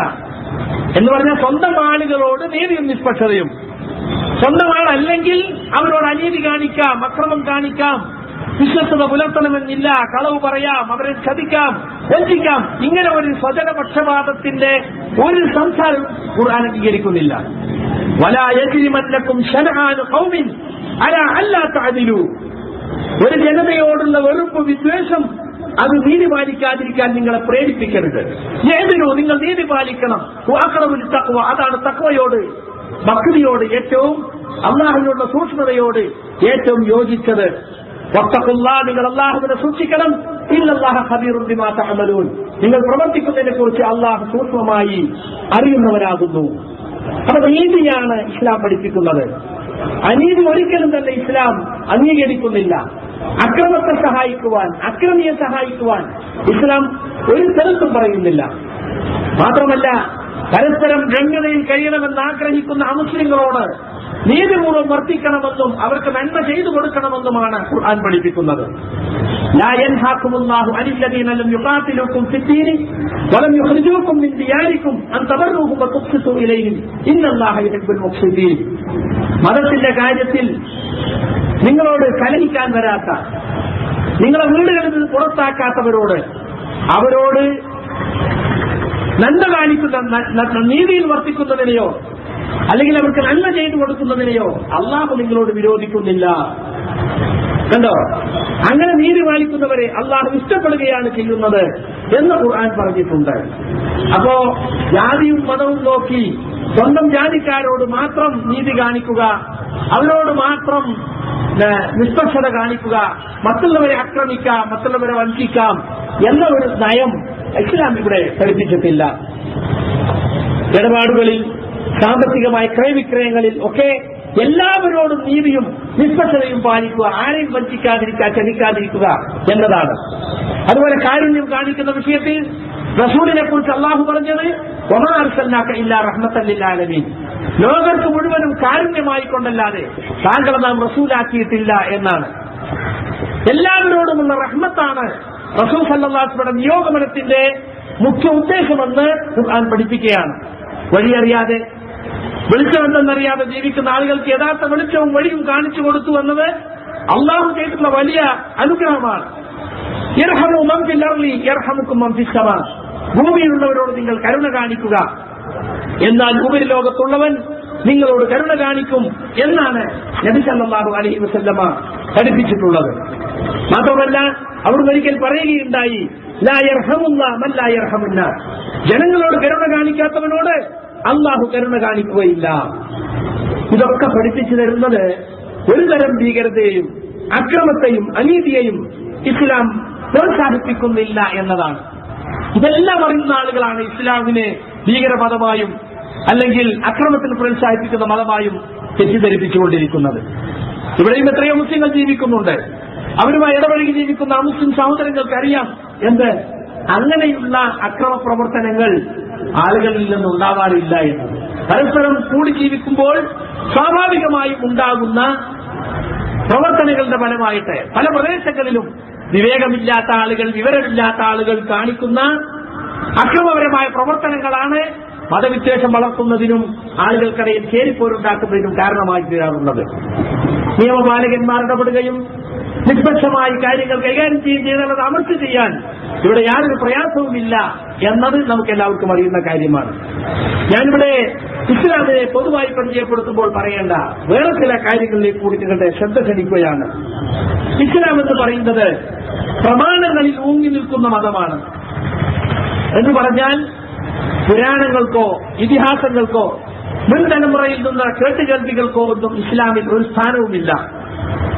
ഒരു വിശ്വാസം അല്ലെങ്കിൽ ഒരു ആചാരം അത് ഇസ്ലാമികമാണോ അല്ലേ എന്ന് തീരുമാനിക്കുന്നത് വിശുദ്ധ ഖുർആനിലുണ്ടോ പ്രവാചക ചര്യയിലുണ്ടോ എന്ന് നോക്കിയാണ്. പ്രമാണങ്ങളിലില്ലാത്ത വിശ്വാസം അല്ലെങ്കിൽ കർമ്മങ്ങൾ അത് എത്ര തലമുറയായി മുസ്ലിം സമുദായം പരമ്പരാഗതമായി പാലിച്ചു പോന്നാലും അത് സ്വീകാര്യമല്ലെന്നാണ് ഇസ്ലാം പഠിപ്പിക്കുന്നത്. ഇന്ന് നമ്മുടെ സമുദായത്തിൽ ഒട്ടനവധി, മുസ്ലിം സമുദായത്തിൽ തന്നെ ഒട്ടനവധി അന്ധവിശ്വാസങ്ങളും അനാചാരങ്ങളും നിലനിൽക്കുന്നുണ്ട്. ഖുർആന്റെ അടിസ്ഥാനത്തിൽ പരിശോധിച്ചു നോക്കിയാൽ അതൊന്നും ഇസ്ലാം അനുകൂലിക്കുന്ന കാര്യങ്ങളെയല്ല എന്ന് കാണാൻ സാധിക്കും. എല്ലാവർക്കും അറിയാം, മരിച്ച ആളുടെ ഖബർസ്ഥാൻ കെട്ടിപ്പൊക്കി അവിടെ പച്ചപ്പെയിന്റ് അടിച്ച് അവിടെ ഉരുവാനും കുന്തിരിക്കവും കത്തിച്ചു വെച്ച് അവിടെ പോയി ആളുകൾ പ്രാർത്ഥിക്കുന്നു. ആരോട്? മരിച്ച മഹാത്മാവിനോട് പ്രാർത്ഥിക്കുന്നു, എന്നെ രക്ഷിക്കണേ, എന്റെ രോഗം മാറ്റണേ, എനിക്കും എന്റെ കുടുംബത്തിനും നന്മ വരുത്തണേ എന്ന് പ്രാർത്ഥിക്കുന്നു. യാ ശൈഖ് ജീലാനി അഗീസ്നി, യാ ശൈഖ് റിഫായി അഗീസ്നി എന്നൊക്കെ പ്രാർത്ഥിക്കുന്നു. യഥാർത്ഥത്തിൽ പ്രാർത്ഥന എന്ന് പറയുന്നത് ആരാധനയാണ്. ആരാധന അള്ളാഹുവോട് മാത്രമേ പാടുള്ളൂ എന്നാണ് ഇസ്ലാം പഠിപ്പിച്ചിട്ടുള്ളത്. എല്ലാ നബിമാരും പഠിപ്പിച്ചിട്ടുള്ളതാണ്. ഇസ്ലാമിന്റെ അടിസ്ഥാന തത്വം ലാ ഇലാഹ ഇല്ലല്ലാഹ്, അള്ളാഹു അല്ലാതെ ആരാധനയ്ക്ക് അർഹനില്ല എന്നതാണ്. അതുകൊണ്ട് ആരാധനയുടെ മുഴുവൻ അംശവും അള്ളാഹുവിന് മാത്രം അർപ്പിക്കുക. ശുദ്ധമായ ഏകദൈവ വിശ്വാസം, കലർപ്പില്ലാത്ത ഏകദൈവ വിശ്വാസം, യാതൊരിടയാളനോ അല്ലെങ്കിൽ മധ്യസ്ഥനോ ഇല്ലാതെ നേർക്കുനേരെ ആർക്കും അള്ളാഹുവിനോട് പ്രാർത്ഥിക്കാം എന്നാണ് ഇസ്ലാം പഠിപ്പിക്കുന്നത്. പല ആളുകളും പറയാറുണ്ട്, നമ്മളൊക്കെ സാധാരണക്കാരല്ലേ, തെറ്റുകളും കുറ്റങ്ങളും സംഭവിക്കുന്നവരല്ലേ, നമുക്കങ്ങനെ പരമപരിശുദ്ധനായ അള്ളാഹുവിനോട് സുബ്ഹാനഹു തആല അവനോട് പ്രാർത്ഥിക്കാൻ നമുക്ക് അർഹതയുണ്ടോ, യോഗ്യതയുണ്ടോ? അതുകൊണ്ട് നമ്മൾ എന്ത് ചെയ്യുന്നു? അവന്റെ പ്രിയപ്പെട്ട അമ്പിയാക്കൾ അല്ലെങ്കിൽ ഔലിയാക്കൾ പോലെയുള്ള പുണ്യവാന്മാരുമായി അള്ളാഹുമായി അടുത്ത ആളുകളുമായി ബന്ധപ്പെട്ട് അവരോട് നമ്മുടെ കാര്യങ്ങൾ പറയും. അവർ അള്ളാഹുവിലേക്ക് നമ്മുടെ കാര്യങ്ങൾ എത്തിക്കുകയും ചെയ്യും. ഇതാണ് ഞങ്ങൾ ചെയ്തുകൊണ്ടിരിക്കുന്നത് എന്നാണ് നമ്മൾ പറഞ്ഞുകൊണ്ടിരിക്കുന്നത്. എന്നാൽ അങ്ങനെയുണ്ടോ? എത്ര പാപം ചെയ്ത ആൾക്കും അള്ളാഹുവിനോട് നേരിട്ട് പ്രാർത്ഥിക്കാം.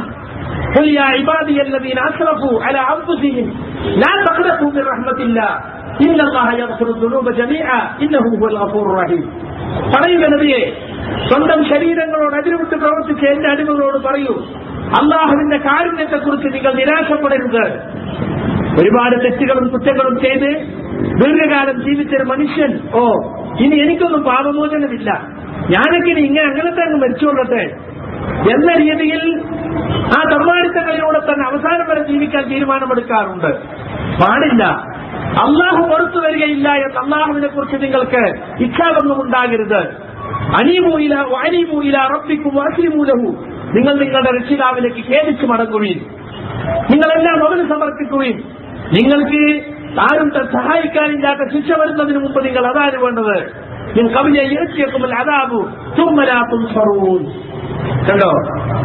അപ്പൊ ഏത് പാപിക്കും പ്രാർത്ഥിക്കാം, പ്രാർത്ഥനയ്ക്ക് ഉത്തരം ചെയ്യുമെന്നാ പഠിപ്പിച്ചിട്ടുള്ളത്. എന്റെ പാപം പൊറുക്കണേ എന്ന് ഏതൊരു പാപിക്കും അള്ളാഹുവിനോട് പ്രാർത്ഥിക്കാം. ഒരു മധ്യസ്ഥനും വേണ്ട. നബിമാരൊക്കെ വന്നിട്ട് എന്താ പറഞ്ഞത്? ഞങ്ങളെ മധ്യസ്ഥരാക്കി അള്ളാഹുവിനോട് പ്രാർത്ഥിച്ചോളുന്നാണോ? അല്ല. മുഹമ്മദ് നബി സല്ലല്ലാഹു അലൈഹി വസല്ലം എന്താ പറഞ്ഞത്? എന്നോട് പ്രാർത്ഥിച്ചോളൂ, ഞാൻ നിങ്ങളെ പ്രാർത്ഥന അള്ളാഹുവിനെത്തിക്കാമെന്നാണോ? അല്ല, നിങ്ങൾ എല്ലാവരും അള്ളാഹുവിനോട് പ്രാർത്ഥിക്കണം എന്നാണ്. ഉദ്ഉനി അസ്തജിബ് ലക്കും ഇന്നല്ലദീന യസ്തക്ബിറൂന അൻ ഇബാദതി സയദ്ഖുലൂന ജഹന്നമ ദാഖിലീൻ. നിങ്ങൾ എന്നോട് പ്രാർത്ഥിക്കൂ, ഞാൻ നിങ്ങൾക്ക് ഉത്തരം ചെയ്യാം. അള്ളാഹു പറഞ്ഞിട്ട് ഒരൊറ്റ നബിയും പറഞ്ഞിട്ടില്ല. ഒരു പുണ്യപുരുഷനോ ഒരു മലക്കിനോ അത് പറയാൻ അവകാശമില്ല. നിങ്ങൾ എന്നോട് പ്രാർത്ഥിക്കൂ, ഞാൻ നിങ്ങൾക്ക് ഉത്തരം ചെയ്യാം. ആരെങ്കിലും എനിക്ക് ആരാധന ചെയ്യുന്നതിലും അഹങ്കരിച്ച് മാറി നിൽക്കുന്നുണ്ടോ അവർ നിന്ദ്യരായി നരകത്തിൽ പോകേണ്ടി വരും എന്നാണ് ആ ആയത്ത് പഠിപ്പിക്കുന്നത്. മാത്രമല്ല, ഇസ്ലാം 1400 കൊല്ലം മുമ്പ് ഇസ്ലാമിന്റെ സമ്പൂർണമായ വേദഗ്രന്ഥങ്ങളുടെ അവസാനത്തെ പതിപ്പായ വിശുദ്ധ ഖുർആൻ അവതരിച്ച് പൂർണ്ണമാവുകയും നബി സല്ലല്ലാഹു അലൈഹി വസല്ലം ദൗത്യം പൂർണ്ണമാവുകയും ചെയ്ത 1400 കൊല്ലം മുമ്പുള്ള ജാഹിലിയ്യ സമൂഹത്തിന്റെ അവസ്ഥ നമ്മളൊന്ന് പരിശോധിച്ചു നോക്കണം. റസൂൽ വരുമ്പോ എന്തായിരുന്നു അവസ്ഥ എന്ന്. അവർ പലതിനെയും ആരാധിച്ചിരുന്നു. മരിച്ചുപോയ മഹാന്മാരെ അവരുടെ വിഗ്രഹങ്ങൾ ഉണ്ടാക്കി ആരാധിച്ചിരുന്നു. അബൂജഹൽ അടക്കമുള്ള വിഗ്രഹാരാധകന്മാർ. എന്താണ് പറഞ്ഞത്? അവരോട് പറഞ്ഞത് അല്ലാഹുവിനെ ആരാധിക്കൂ എന്നാണ്. അജഅലൽ ആലിഹത ഇലാഹൻ വാഹിദ, എന്തു പറ്റി മുഹമ്മദിനെ എല്ലാ ദൈവങ്ങളെയും കൂടി ഒറ്റ ദൈവമാക്കിയോ എന്ന്. ഇബ്രാഹിം നബി നമ്മുടെ ആരാധ്യ പുരുഷനല്ലേ? ലാത്ത എന്ന മഹാൻ നമ്മുടെ ആരാധ്യ പുരുഷനല്ലേ? ഈ പറഞ്ഞ ബിംബങ്ങളൊക്കെ നമ്മുടെ ആരാധ്യ പുരുഷന്മാരല്ലേ? എന്നിട്ട് അതിനെയൊക്കെ വിട്ട് അള്ളാഹുവിനെ മാത്രം ആരാധിക്കണമെന്ന് എന്തിനാണ് മുഹമ്മദ് പറയുന്നത്? ഇതൊരു പുതുമയുള്ള കാര്യം തന്നെ, അതിശയം തന്നെ എന്നവർ പറഞ്ഞതായി ഖുർആൻ പറയുന്നുണ്ട്. ലോകത്തെ സൃഷ്ടിച്ചതാരാണ്? ആകാശങ്ങളെ പടച്ചതാരാണ്? നിങ്ങളെ പടച്ചതാരാണെന്നൊക്കെ ചോദിച്ചാൽ അവർ ഉറപ്പിച്ച് പറയും അള്ളാഹുവാണ്. പക്ഷേ പ്രാർത്ഥന അവന് മാത്രം നൽകാൻ, ആരാധന അവന് മാത്രം നൽകാൻ അവർ തയ്യാറായില്ല. അതുകൊണ്ട് ഇസ്ലാമിലെ ഏകദൈവ വിശ്വാസം എന്ന് പറയുന്നത് അള്ളാഹുവിനോട് മാത്രം പ്രാർത്ഥിക്കുക, അവനെ മാത്രം ആരാധിക്കുക, അവന്റെ മേൽ മാത്രം ബലികർമ്മം നടത്തുക, അവനിൽ മാത്രം സത്യം ചെയ്യുക, ഇതാണ്. പക്ഷേ മുസ്ലിങ്ങളിൽ വലിയൊരു വിഭാഗം ആളുകൾ അള്ളാഹു അല്ലാത്തവരോട് പ്രാർത്ഥിക്കുന്നു, അള്ളാഹു അല്ലാത്തവരെ ആരാധിക്കുന്നു, ശവകുടീരങ്ങൾ കെട്ടി ഉയർത്തി അവിടെ നേർച്ചയും മാണ്ടും ഉറൂസും കൊണ്ടാടുന്നു. ഇതൊന്നും ഇസ്ലാമുമായി ബന്ധമുള്ള കാര്യങ്ങളല്ല. മുസ്ലിങ്ങൾ ചെയ്യുന്നു എന്നതുകൊണ്ട് ഇതെല്ലാം ഇസ്ലാമിൽപ്പെട്ടതാണ് എന്നാണ് പല ആളുകളും തെറ്റിദ്ധരിച്ചിട്ടുള്ളത്. ഒരിക്കലും അത് ഇസ്ലാമിൽപ്പെട്ടതല്ല. ഇസ്ലാം അങ്ങനെ പഠിപ്പിച്ചിട്ടേ ഇല്ല. ഇസ്ലാമിക വിശ്വാസം എന്ന് പറയുന്നത് ഖുർആനിൽ നിന്നും ഹദീസിൽ നിന്നും ഉണ്ടാകുന്ന വിശ്വാസമാണ്. അതിൽ പറഞ്ഞിട്ടുള്ള വിശ്വാസമാണ്. വിശ്വാസത്തിന് അതീവ പ്രാധാന്യം കൽപ്പിക്കുന്ന മതമാണ് ഇസ്ലാം. കാരണം വിശ്വാസം ശരിയായില്ലെങ്കിൽ മനുഷ്യന്റെ കർമ്മങ്ങളൊന്നും അള്ളാഹു സ്വീകരിക്കുകയില്ല. വിശ്വാസം തെറ്റിപ്പോയാൽ കർമ്മങ്ങൾ സ്വീകാര്യമല്ല. നബി സല്ലല്ലാഹു അലൈഹി വസല്ലമക്ക് നുബുവത്ത് കിട്ടി. റസൂലായതിനു ശേഷം 13 കൊല്ലം മക്കയിൽ പ്രവർത്തിച്ചത് വിശ്വാസം സംസ്കരിക്കാനായിരുന്നു. തെറ്റായ വിശ്വാസത്തിൽ നിന്ന് ആളുകളെ രക്ഷിച്ച് യഥാർത്ഥ വിശ്വാസം, ഏകദൈവ വിശ്വാസം അവരെ പഠിപ്പിക്കാൻ വേണ്ടിയായിരുന്നു. അതുപോലെ പരലോകത്തെക്കുറിച്ച്, അന്ത്യദിനത്തെക്കുറിച്ച് പഠിപ്പിക്കാൻ വേണ്ടിയായിരുന്നു. ഇസ്ലാമിലെ വിശ്വാസ കാര്യങ്ങളിൽ 6 കാര്യങ്ങൾ, അർക്കാനുൽ ഈമാൻ, ഈമാനിന്റെ ഏറ്റവും പ്രധാനപ്പെട്ട 6 സ്തംഭങ്ങൾ ഇസ്ലാം പഠിപ്പിക്കുന്നുണ്ട്. അള്ളാഹുവിൽ വിശ്വസിക്കുക, അള്ളാഹുവിന്റെ മലക്കുകളിൽ വിശ്വസിക്കുക, അതുപോലെ നബിമാരിൽ വിശ്വസിക്കുക, അതുപോലെ തന്നെ അള്ളാഹു ഇറക്കിയുള്ള ഗ്രന്ഥങ്ങളിൽ വിശ്വസിക്കുക, അന്ത്യനാളിൽ വിശ്വസിക്കുക, വിധിയിൽ വിശ്വസിക്കുക. ഈ 6 കാര്യങ്ങളാണ് ഇസ്ലാമിന്റെ വിശ്വാസ കാര്യങ്ങളുടെ അടിത്തറ. ഒരിക്കൽ ജിബ്രീൽ എന്ന മലക്ക് മനുഷ്യരൂപം കൊണ്ട് റസൂലുള്ളാഹിന്റെ സദസ്സിൽ വന്നു. റസൂലുള്ളാഹി സ്വല്ലല്ലാഹു അലൈഹി വസല്ലം അടുത്തിരുന്നുകൊണ്ട് പല ചോദ്യങ്ങളും ചോദിച്ചു. എങ്ങനെയാണ് ചോദിച്ചു പഠിക്കേണ്ടത് എന്ന റസൂലിന്റെ അനുയായികളെ പഠിപ്പിക്കാനായിരുന്നു അത്. ജിബ്രീൽ ചോദിച്ചു, മൽ ഈമാൻ, എന്താണ് ഈമാൻ? അപ്പോൾ റസൂലുള്ളാഹി സ്വല്ലല്ലാഹു അലൈഹി വസല്ലം മറുപടി പറഞ്ഞു, അൻ തുഅ്മിന ബില്ലാഹി വമലായികതിഹി വകുതുബിഹി വറുസുലിഹി വൽയൗമിൽ ആഖിർ വതുഅ്മിന ബിൽ ഖദർ ഖൈരിഹി വശർരിഹി. നീ അല്ലാഹുവിൽ വിശ്വസിക്കുക, അവന്റെ മലക്കുകളിലും അവന്റെ ഗ്രന്ഥങ്ങളിലും അവന്റെ ദൂതന്മാരിലും യൗമുൽ ആഖിർ അന്ത്യദിനത്തിലും വിശ്വസിക്കുക. അതുപോലെ വിധിയിൽ വിശ്വസിക്കുക. അള്ളാഹുവിന്റെ വിധി നിശ്ചയമത് ഖൈറാകട്ടെ ഷർറാകട്ടെ, നന്മയാകട്ടെ തിന്മയാകട്ടെ, അതിൽ വിശ്വസിക്കുക. ഈ 6 കാര്യങ്ങളിൽ ഏതെങ്കിലും ഒന്നിനെ ആരെങ്കിലും നിഷേധിച്ചാൽ അവൻ വിശ്വാസിയല്ല എന്നാണ് ഇസ്ലാം പഠിപ്പിക്കുന്നത്. വിശ്വാസ കാര്യങ്ങളിൽ അതീവ പ്രാധാന്യമുള്ളത് 2 എണ്ണമാണ്. ഒന്ന് അള്ളാഹുവിനുള്ള വിശ്വാസവും മറ്റൊന്ന് പരലോകത്തിലുള്ള വിശ്വാസവും. ഞാനിവിടെ ചുരുക്കി പറയാൻ ഉദ്ദേശിക്കുന്നത് ആ 2 കാര്യങ്ങളാണ്. വിശ്വാസത്തിന്റെ അടിത്തറയും കാമ്പും അൽ ഈമാനു ബില്ലാഹ്, അള്ളാഹുവിലുള്ള വിശ്വാസമാണ്. മറ്റെല്ലാ വിശ്വാസങ്ങളും ആ വിശ്വാസത്തിലേക്ക് ചേർക്കപ്പെടുന്നതോ അല്ലെങ്കിൽ അതിന് തുടർന്നു വരുന്നതോ ആണ്. ഞാൻ നേരത്തെ പറഞ്ഞതുപോലെ ഇടയാളരില്ലാത്ത, പങ്കുകാരോ കൂറുകാരോ ഇല്ലാത്ത അള്ളാഹുവിനെയാണ് ഇസ്ലാം പരിചയപ്പെടുത്തുന്നത്. ഇസ്ലാമിലെ ഏകദൈവ വിശ്വാസത്തിന് പറയുന്ന വാക്ക് തൗഹീദ് എന്നാണ്, ഏകദൈവ സിദ്ധാന്തം എന്ന്. ഏകദൈവ വിശ്വാസത്തിന്റെ 3 ഇനങ്ങളെ ഇസ്ലാം പരിചയപ്പെടുത്തി തരുന്നുണ്ട്. ഇസ്ലാമിനെ കുറിച്ച് അറിയുന്ന ആളുകൾക്കറിയാം. തൗഹീദ് റുബൂബിയ്യ, റുബൂബിയ്യത്തിലെ തൗഹീദ്, തൗഹീദ് ഉലൂഹിയ്യ, ഉലൂഹിയ്യത്തിലെ തൗഹീദ്, തൗഹീദ് അസ്മാഇ വസിഫാത്ത്, അല്ലാഹുവിന്റെ നാമവിശേഷണങ്ങളിലുള്ള തൗഹീദ് എന്നിങ്ങനെ 3 കാര്യങ്ങളായി വിഭജിച്ച് മുസ്ലിം പണ്ഡിതന്മാർ പഠിപ്പിക്കാറുണ്ട്. എന്താണ് റുബൂബിയ്യത്തിലെ തൗഹീദ് എന്ന് പറഞ്ഞാൽ? അള്ളാഹു, ഏകനായ അള്ളാഹു, അവനാണ് എല്ലാത്തിന്റെയും രക്ഷിതാവ്, എല്ലാത്തിനെയും പോറ്റി വളർത്തുന്നവൻ അവനാണ്, എല്ലാത്തിനെയും ഭരിക്കുന്നവൻ അവനാണ്, അവന് യാതൊരു പങ്കുകാരുമില്ല. അവനാണ് എല്ലാത്തിന്റെയും സൃഷ്ടാവ്, ഈ ലോകത്തെ മുഴുവൻ നിയന്ത്രിക്കുന്നവനും നിയന്ത്രിച്ചുകൊണ്ടിരിക്കുന്നവനും അതിന്റെ എല്ലാ തരത്തിലുള്ള ശക്തിയുള്ളവനും കഴിവുള്ളവനും അവനാണ്. അള്ളാഹുവാണ് അവന്റെ അടിമകളുടെ മുഴുവൻ സൃഷ്ടാവ്, അവർക്ക് ഉപജീവനം നൽകുന്നവനും അവരെ ജീവിപ്പിക്കുന്നവനും മരിപ്പിക്കുന്നവനും അവനാണ്. അവനുദ്ദേശിച്ചാൽ കാര്യങ്ങളെന്തോ അതുണ്ടാകും, അവനുദ്ദേശിച്ചതുണ്ടാകും, അവനുദ്ദേശിച്ചിട്ടില്ലെങ്കിൽ ഉണ്ടാവുകയില്ല. ആകാശഭൂമികളിലുള്ളവരെല്ലാം അവന്റെ അടിമകളാണ്, അവന്റെ കൈപിടുത്തത്തിലാണ് അവരെല്ലാം, അവന്റെ കീഴിലാണ് അവരെല്ലാം. അതുകൊണ്ട് അല്ലാഹുവിന്റെ പ്രവർത്തനങ്ങളിൽ അവൻ ഏകനാണ്. ഇതാണ് യഥാർത്ഥത്തിൽ തൗഹീദുർ റുബൂബിയ്യ എന്ന് പറയുന്നത്. ഖുർആനിൽ പറഞ്ഞു, ഹുവല്ലദീ ഖലഖ ലക്കും മാ ഫിൽ അർളി ജമീഅ, അവനാകുന്നു ഈ ഭൂമിയിലുള്ളതെല്ലാം നിങ്ങൾക്ക് വേണ്ടി സൃഷ്ടിച്ചത്. അപ്പൊ ഖാലിഖ്, സൃഷ്ടാവ് അവനാണ്. ഒന്നാമതായി ഇറക്കിയ ഖുർആൻ സൂക്തത്തിൽ അല്ലാഹു നബിയോട് പറയാണ്, സൃഷ്ടിച്ചവനായ റബ്ബിന്റെ നാമത്തിൽ, നിന്റെ രക്ഷിതാവിന്റെ നാമത്തിൽ വായിക്കുക. അപ്പൊ സൃഷ്ടാവും സംരക്ഷകരുമായ അല്ലാഹു, ഇന്നല്ലാഹ ഹുവർ റസ്സാഖു ദുൽ ഖുവ്വത്തിൽ മതീൻ, അല്ലാഹു ആകുന്നു ഉപജീവനം നൽകുന്നവനും ബലവത്തായ ശക്തിയുള്ളവനും. ഈ പറഞ്ഞ ഏകദൈവ വിശ്വാസം ഇന്ന് എല്ലാ മതവിശ്വാസികളും പൊതുവെ അംഗീകരിക്കുന്നുണ്ട്. ഈ ലോകത്തെ സൃഷ്ടിച്ചതാരാണ്, ഈ ലോകത്തെ നിയന്ത്രിക്കുന്നതാരാണ്, ഭക്ഷണം നൽകുന്നതാരാണ് എന്ന് ചോദിച്ചാൽ ഇവിടുത്തെ ബഹുദൈവ വിശ്വാസികൾ പോലും സമ്മതിക്കും അത് ഏക സൃഷ്ടാവാണ് എന്ന്. മുഹമ്മദ് നബി സല്ലല്ലാഹു അലൈഹി വസല്ലം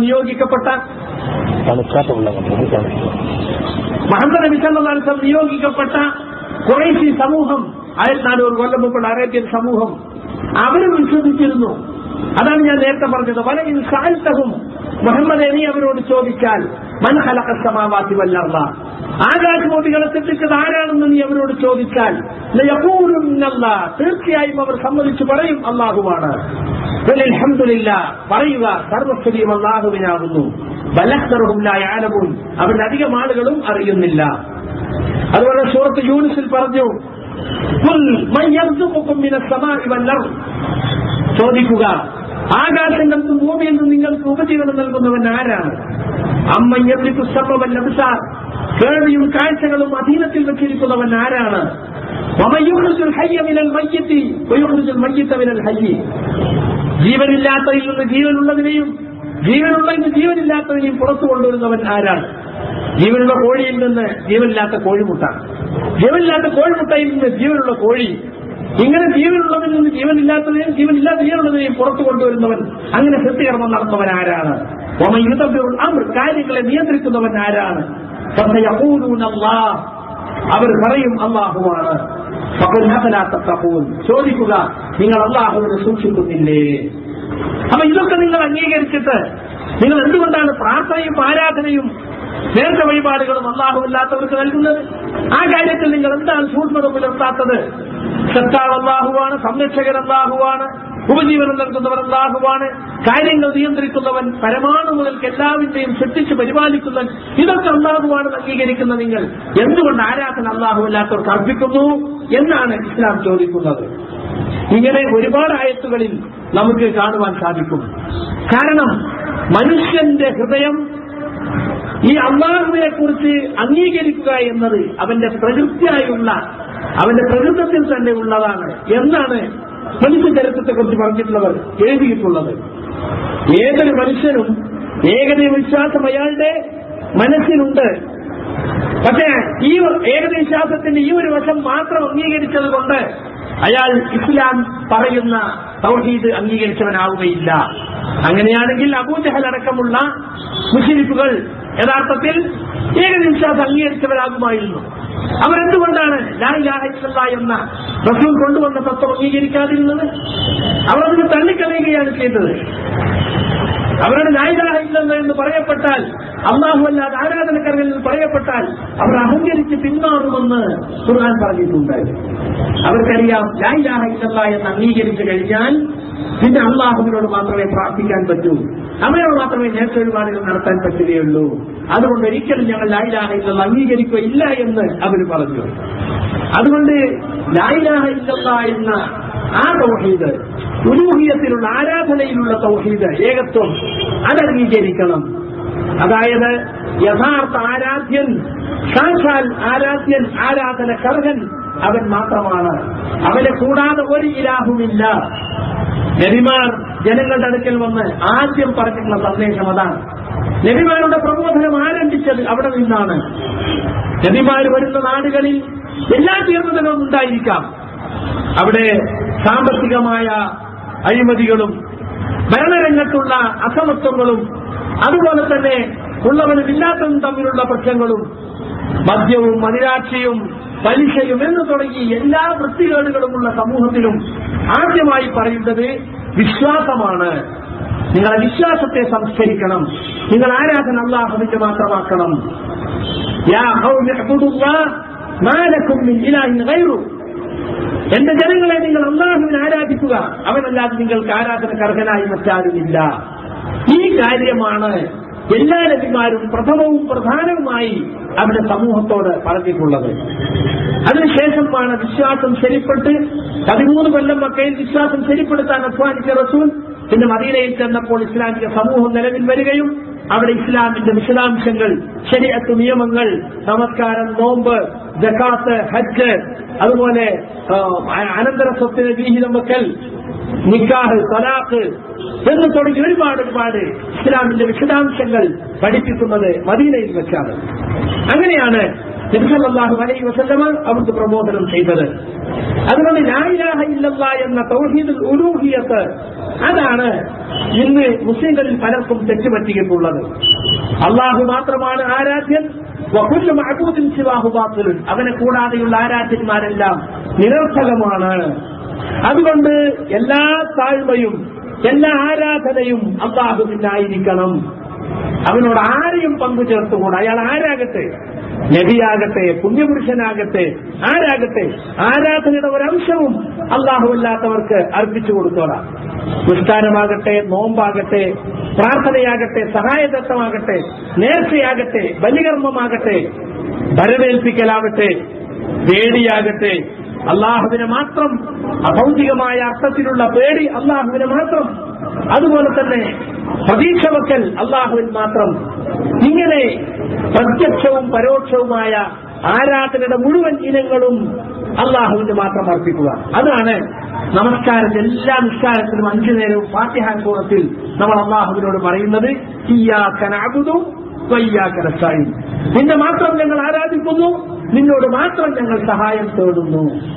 ആരാധന അല്ലാഹുവിന് മാത്രം എന്നതാണ് ഇസ്ലാമിന്റെ കഴമ്പും കാതലും. അത് വിട്ടുപോയാൽ അയാൾ ഇസ്ലാമിൽ തന്നെ പുറത്തു പോകും.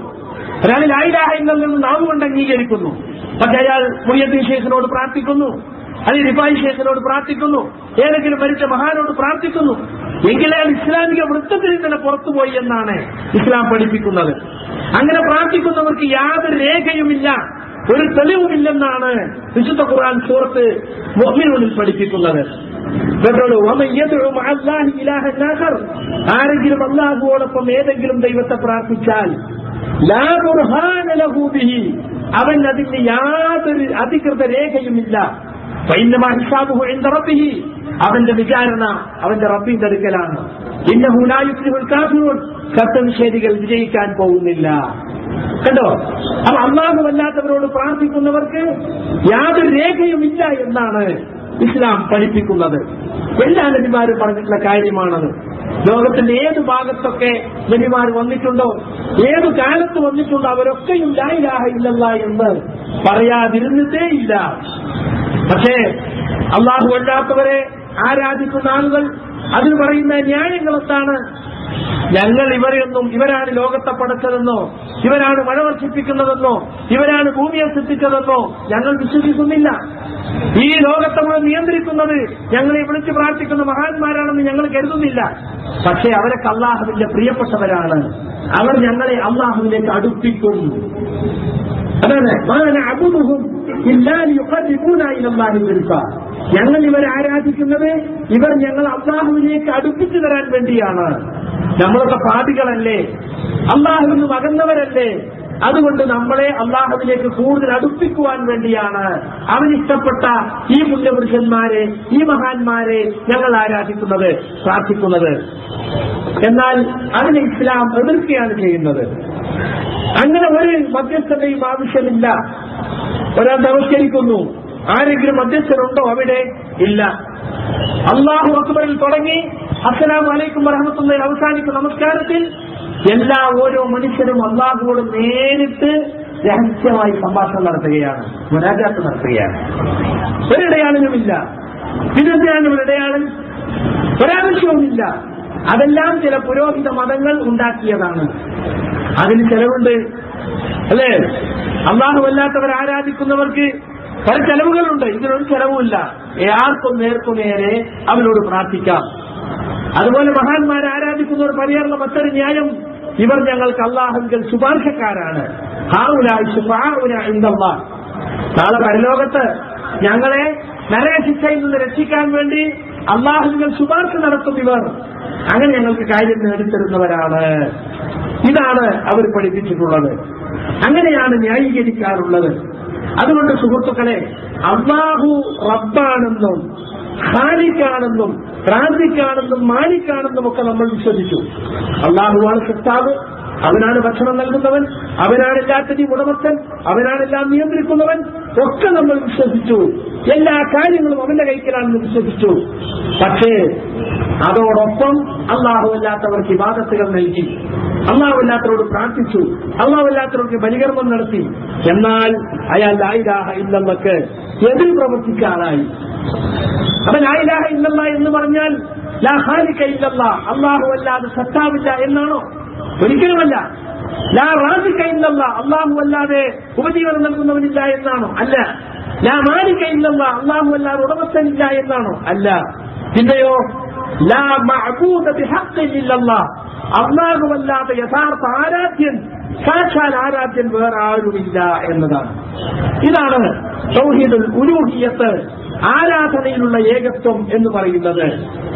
അതുകൊണ്ട് തന്നെ മുസ്ലിങ്ങൾ യഥാർത്ഥ ഇസ്ലാമിനെ പിൻപറ്റുന്നവർ, അതായത് നബി സല്ലല്ലാഹു അലൈഹി വസല്ലമയുടെയും അവരുടെ അനുചരന്മാരെയും ശരിക്കും പിന്തുടർന്നവർ, അവർക്കാണ് അഹ്ലുസുന്നത്ത് വൽ ജമാഅ എന്ന് പറയുക. റസൂലിന്റെ ചര്യയും സഹാബത്തിന്റെ ഏകോപിച്ച നിലപാടുകളും പിന്തുടരുന്നവർക്കാണ് അഹ്ലുസുന്നത്ത് വൽ ജമാഅ എന്ന് പറയുക. അതാണ് യഥാർത്ഥ ഇസ്ലാമിന്റെ സരണി.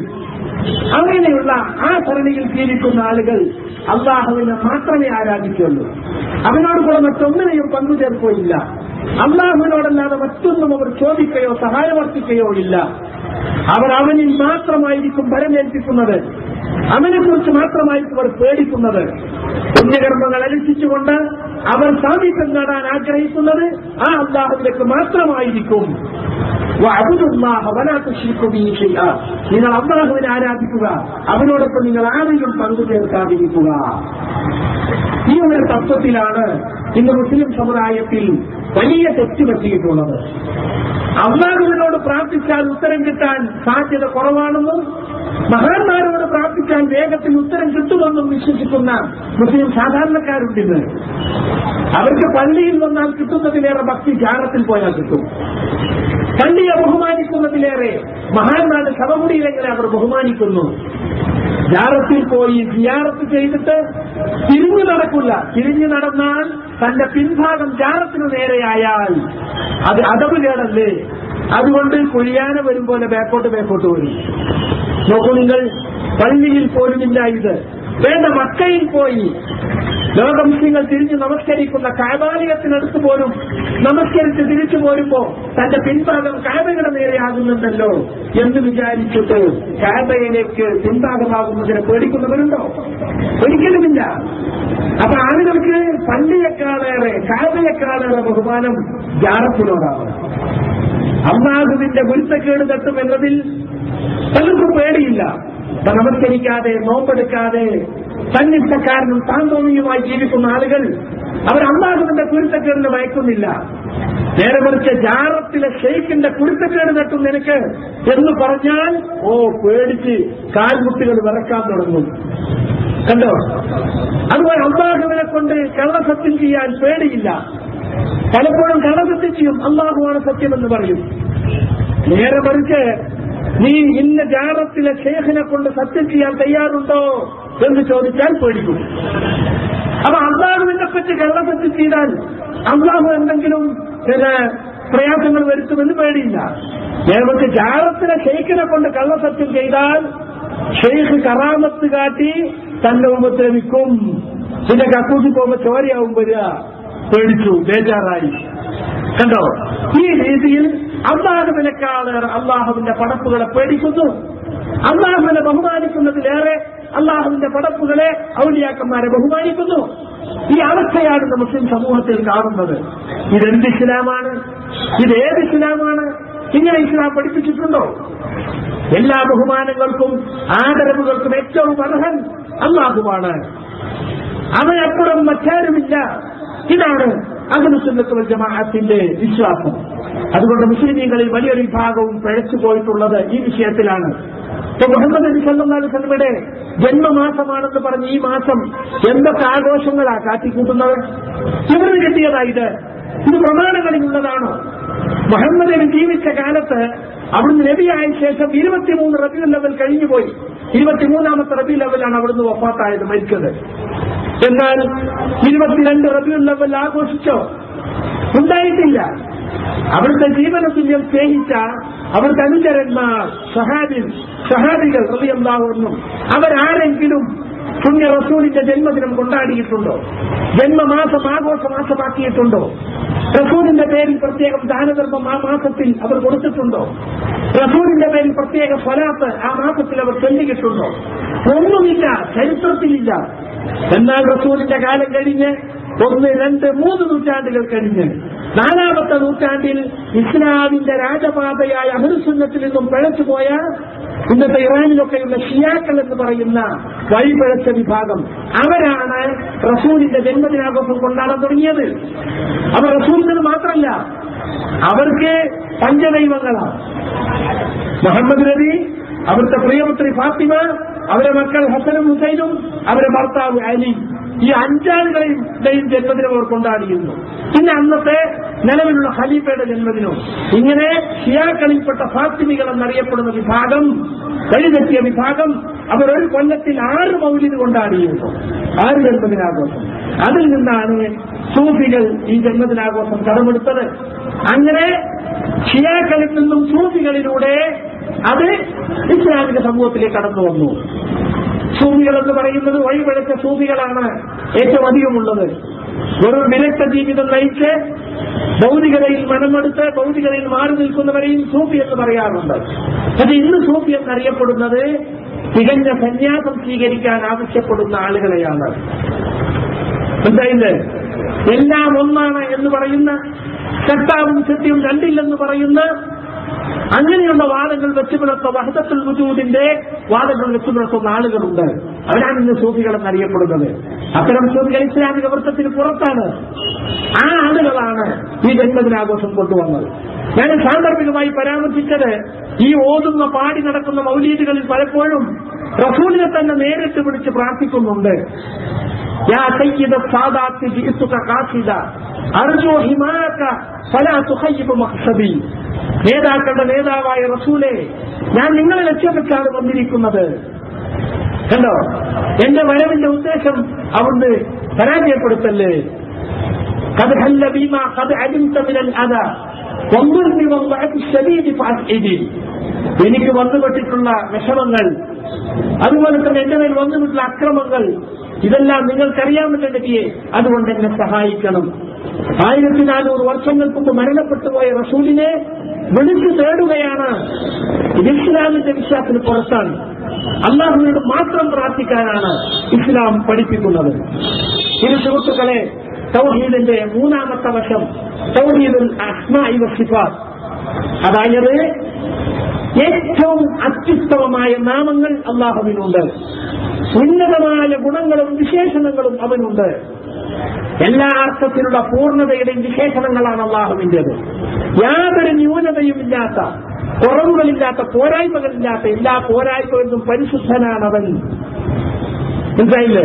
അങ്ങനെയുള്ള അള്ളാഹുവിന്റെ നാമവിശേഷണങ്ങൾ ഖുർആനിലും നബികളിലും വന്നിട്ടുള്ള മുഴുവൻ നാമവിശേഷങ്ങളിലും അഹ്ലുസുന്നത്ത് വൽ ജമാഅത്ത് വിശ്വസിക്കുന്നു. അള്ളാഹു അവനെ പരിചയപ്പെടുത്തിയിട്ടുള്ള ചില വിശേഷണങ്ങളും ഗുണങ്ങളുമുണ്ട്.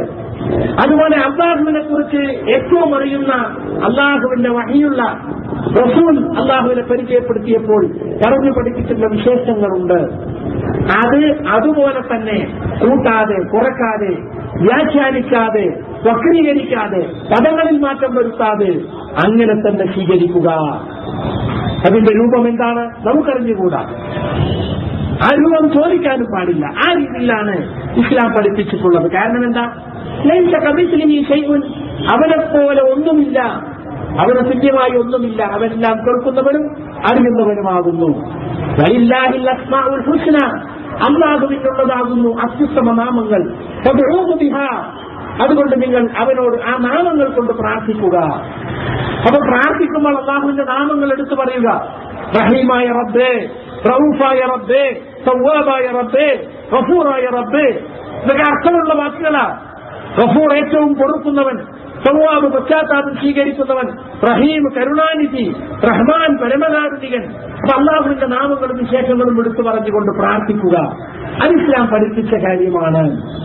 പക്ഷേ അള്ളാഹുവിന് നിങ്ങൾ ഉദാഹരണം പറയരുത്. ഇപ്പൊ ചില ആളുകൾ പറയാറുണ്ട്, അള്ളാഹുവല്ലാത്തവരോട് പ്രാർത്ഥിക്കുന്നവർ നേർക്കുനേരെ നിങ്ങൾക്ക് അള്ളാഹുവിനോട് പ്രാർത്ഥിച്ചാൽ പോരെ എന്ന് ചോദിക്കുമ്പോൾ അവർ ഉദാഹരണം പറയും. അല്ലേ? നിങ്ങൾക്കിപ്പോ രാജാവിനോട് നേരിട്ടൊരു കാര്യം പറയാൻ പറ്റുമോ സാധാരണ പ്രജയ്ക്ക്? അപ്പൊ രാജസദസ്സിലുള്ള ആളുകളെ സ്വാധീനിച്ച് അവർ മുഖേനയല്ലേ. വേറെ ചിലപ്പോൾ പറയും, നിങ്ങൾ കോടതിയിൽ പോയിട്ട് നേരിട്ട് നിങ്ങൾക്ക് കാര്യം ധരിപ്പിക്കാൻ പറ്റുമോ? അവിടെ വക്കീലിന്റെ ആവശ്യമില്ലേ? ഇതുപോലെയാണ്. നേരിട്ട് നിങ്ങൾക്ക് മന്ത്രിയെ കാണാൻ പറ്റുമോ? മന്ത്രിയുടെ പേഴ്സണൽ സെക്രട്ടറിയെ കാണണം. അതിനുമുമ്പ് നിങ്ങൾ ജില്ലാ കമ്മിറ്റിയും മണ്ഡലം കമ്മിറ്റിയൊക്കെ ബന്ധപ്പെട്ടിട്ട് ഇങ്ങനെ ഒരു ആവശ്യമുണ്ടെന്ന് പറഞ്ഞ് അങ്ങനെ പോണ്ടേ? അതുപോലെയാണ് അള്ളാഹു എന്ന് പറഞ്ഞ് അള്ളാഹുവിനെ ഇവിടുത്തെ മന്ത്രിയെപ്പോലെയും കോടതിയിലെ ജഡ്ജിയെപ്പോലെയും ഒക്കെ ആക്കുന്ന ആളുകളുണ്ട്. അങ്ങനെയുള്ള ഉദാഹരണങ്ങളൊന്നും അള്ളാഹുവിനെ പറഞ്ഞുകൂടാ. പല തൊഴിലില്ലാഹിൽ അംസാൽ, നിങ്ങൾ അള്ളാഹുവിന്റെ ഉദാഹരണങ്ങൾ പറയരുത്. ഇന്നല്ലാഹ യഅലമു വഅൻതും ലാ തഅലമൂൻ, അള്ളാഹു അറിയുന്നു, നിങ്ങൾ അറിയുന്നില്ല. അതുകൊണ്ട് സുഹൃത്തുക്കളെ, അള്ളാഹുവിനെ കുറിച്ച് അള്ളാഹു എന്ത് പറഞ്ഞു, അള്ളാഹുവിന്റെ റസൂൽ എന്ത് പറഞ്ഞു, അതാണ് നാം വിശ്വസിക്കേണ്ടത്. അള്ളാഹുവിന്റെ വിശേഷണങ്ങൾ സൃഷ്ടികളിൽ ഒന്നിന്റെയും വിശേഷത്തോട് സാദൃശ്യപ്പെടുന്നതല്ല. അള്ളാഹുവിന്റെ നാമത്തോട് യോജിച്ച നാമമുള്ളവൻ ഈ ലോകത്തില്ല. അവന് സമനോ സമാനനോ ഇല്ല, അവന് തുല്യനായി ആരും തന്നെ ഇല്ല. അവന് ഒരിക്കലും ഒരു സൃഷ്ടിയോടും നിങ്ങൾ താരതമ്യപ്പെടുത്തിക്കൂടാ. കണ്ടോ? അതുകൊണ്ട് അള്ളാഹു അവനുണ്ടെന്ന് പറഞ്ഞിട്ടുള്ള വിശേഷണങ്ങൾ അത് ഉണ്ടെന്ന് സ്ഥിരീകരിക്കലാണ് ഇസ്ലാം. ഇല്ലെന്ന് പറഞ്ഞിട്ടുള്ള, അവനിൽ നിന്ന് ഒഴിവാക്കി പറഞ്ഞിട്ടുള്ള കാര്യങ്ങൾ അതില്ലെന്ന് പറയുക, ഇതാണ് ഇസ്ലാമിന്റെ യഥാർത്ഥത്തിലുള്ള വിശ്വാസം എന്ന് നമ്മൾ മനസ്സിലാക്കണം. ഇപ്പോ അള്ളാഹുവിനെ സംബന്ധിച്ച് പറയുന്നത്, ഇസ്ലാം പഠിപ്പിക്കുന്നത് അള്ളാഹു ഉപരിലോകത്താണ് എന്നാണ്. പ്രാർത്ഥിക്കുന്നവൻ മേലോട്ട് കൈയുയർത്തുന്നത് അതുകൊണ്ടാണ്. എന്നാൽ അള്ളാഹു എവിടെയെന്ന് ചോദിച്ചാൽ അവൻ എല്ലായിടത്തുമുണ്ട്, പാലിലെ മണ്ണ് പോലെ പരന്നു കിടക്കുകയാണ് എന്ന് വിശ്വസിക്കുന്ന ആളുകളുണ്ട്. തെറ്റായ വിശ്വാസമാണത്. ഒരു അടിമ സ്ത്രീയെ, കാലത്ത് അടിമ സമ്പ്രദായം ഉണ്ടായിരുന്നു. ഒരു അടിമ സ്ത്രീയെ യജമാനൻ വല്ലാതെ പ്രഹരിച്ചു. പിന്നീട് അയാൾക്കതിൽ ഖേദം തോന്നി റസൂലിന്റെ അടുത്ത് വന്ന് പറഞ്ഞപ്പോൾ അവളെ കൂട്ടിക്കൊണ്ടുവരാൻ പറഞ്ഞു. എന്നിട്ട് അവളോട് 2 ചോദ്യം ചോദിച്ചു റസൂൽ. ഒന്ന്, അയിനല്ലാ, അള്ളാഹു എവിടെ? അപ്പോ ഒന്നും പഠിച്ചിട്ടില്ലാത്ത ഒരു സാധാരണ ഒരു അടിമപ്പെണ്ണ്, ഒരു കോളേജിലും സ്കൂളിലും പഠിക്കാത്ത അവർ പറഞ്ഞു അള്ളാഹു ഇസ്സമ, അള്ളാഹു ഉപരിലോകത്താണ്. മന്നാണ്, ഞാൻ ആരാണ്? അന്ത റസൂലുള്ള, നിങ്ങൾ അള്ളാഹുവിന്റെ ദൂതനാണ്. അപ്പോൾ റസൂൽ പറഞ്ഞു, ഇവൾ വിശ്വാസിനിയാണ്, ഇവളെ മോചിപ്പിക്കണം. കണ്ടോ? അപ്പൊ അള്ളാഹു എവിടെയെന്ന് ചോദിച്ചാൽ അള്ളാഹു ഇസ്സമ, അല്ലാതെ എല്ലായിടത്തുണ്ടെന്ന് പറയുന്നത് ഇസ്ലാമിക വിശ്വാസമല്ല. അങ്ങനെയുള്ള സർവ്വവ്യാപി സിദ്ധാന്തം ഇസ്ലാമിലില്ല എന്ന് നമ്മൾ മനസ്സിലാക്കണം. 7 ആകാശമുണ്ടെന്നാണ് ഇസ്ലാം പഠിപ്പിക്കുന്നത്. 7 ആകാശം. 7 ആകാശത്തിന് മീതെയാണ് അള്ളാഹുവിന്റെ മഹത്തായ അർശ്, അവന്റെ മഹത്തായ സിംഹാസനം അവിടെയാണ്. അള്ളാഹു അർശിൽ ആസനസ്ഥനാണ് എന്ന് വിശ്വസിക്കുന്നു. എന്നാൽ അതേ അള്ളാഹു എല്ലാ ദിവസവും രാത്രി അന്ത്യയാമങ്ങളിൽ ഭൂമിയുടെ അടുത്ത ആകാശത്തേക്ക് ഇറങ്ങി വരുമെന്നും, എന്നിട്ട് പ്രാർത്ഥിക്കുന്നവർക്ക്, അഭയം തേടുന്നവർക്ക്, സഹായം തേടുന്നവർക്ക് അള്ളാഹു അവരുടെ പ്രാർത്ഥനയ്ക്ക് ഉത്തരം ചെയ്യുമെന്നും, പാപമോചനം തേടുന്നവർക്ക് പാപം പുറത്തു കൊടുക്കുമെന്നും ഇസ്ലാം പഠിപ്പിക്കുകയാണ്. പരമകാരുണികനായ അള്ളാഹുവിനെ കുറിച്ച് അവനവന്റെ ആർശിൽ ഇസ്തിവ ചെയ്തിരിക്കുന്നു എന്ന് പറയുന്നത് പോലെ തന്നെ അവൻ ഈ ഭൂമിയോടുള്ള ആകാശത്തേക്ക് എല്ലാ രാത്രിയും ഇറങ്ങി വരും എന്ന് പഠിപ്പിക്കുകയും അത് വിശ്വാസമായി മുസ്ലിമീങ്ങളെ ഓർമ്മപ്പെടുത്തുകയും ചെയ്യുന്നു. കണ്ടോ? മഞ്ഞതുണി ഫാസ്തജിബലവും, ആളുകൾ എന്നോട് പ്രാർത്ഥിക്കുന്ന അവന് ഉത്തരം നൽകാം.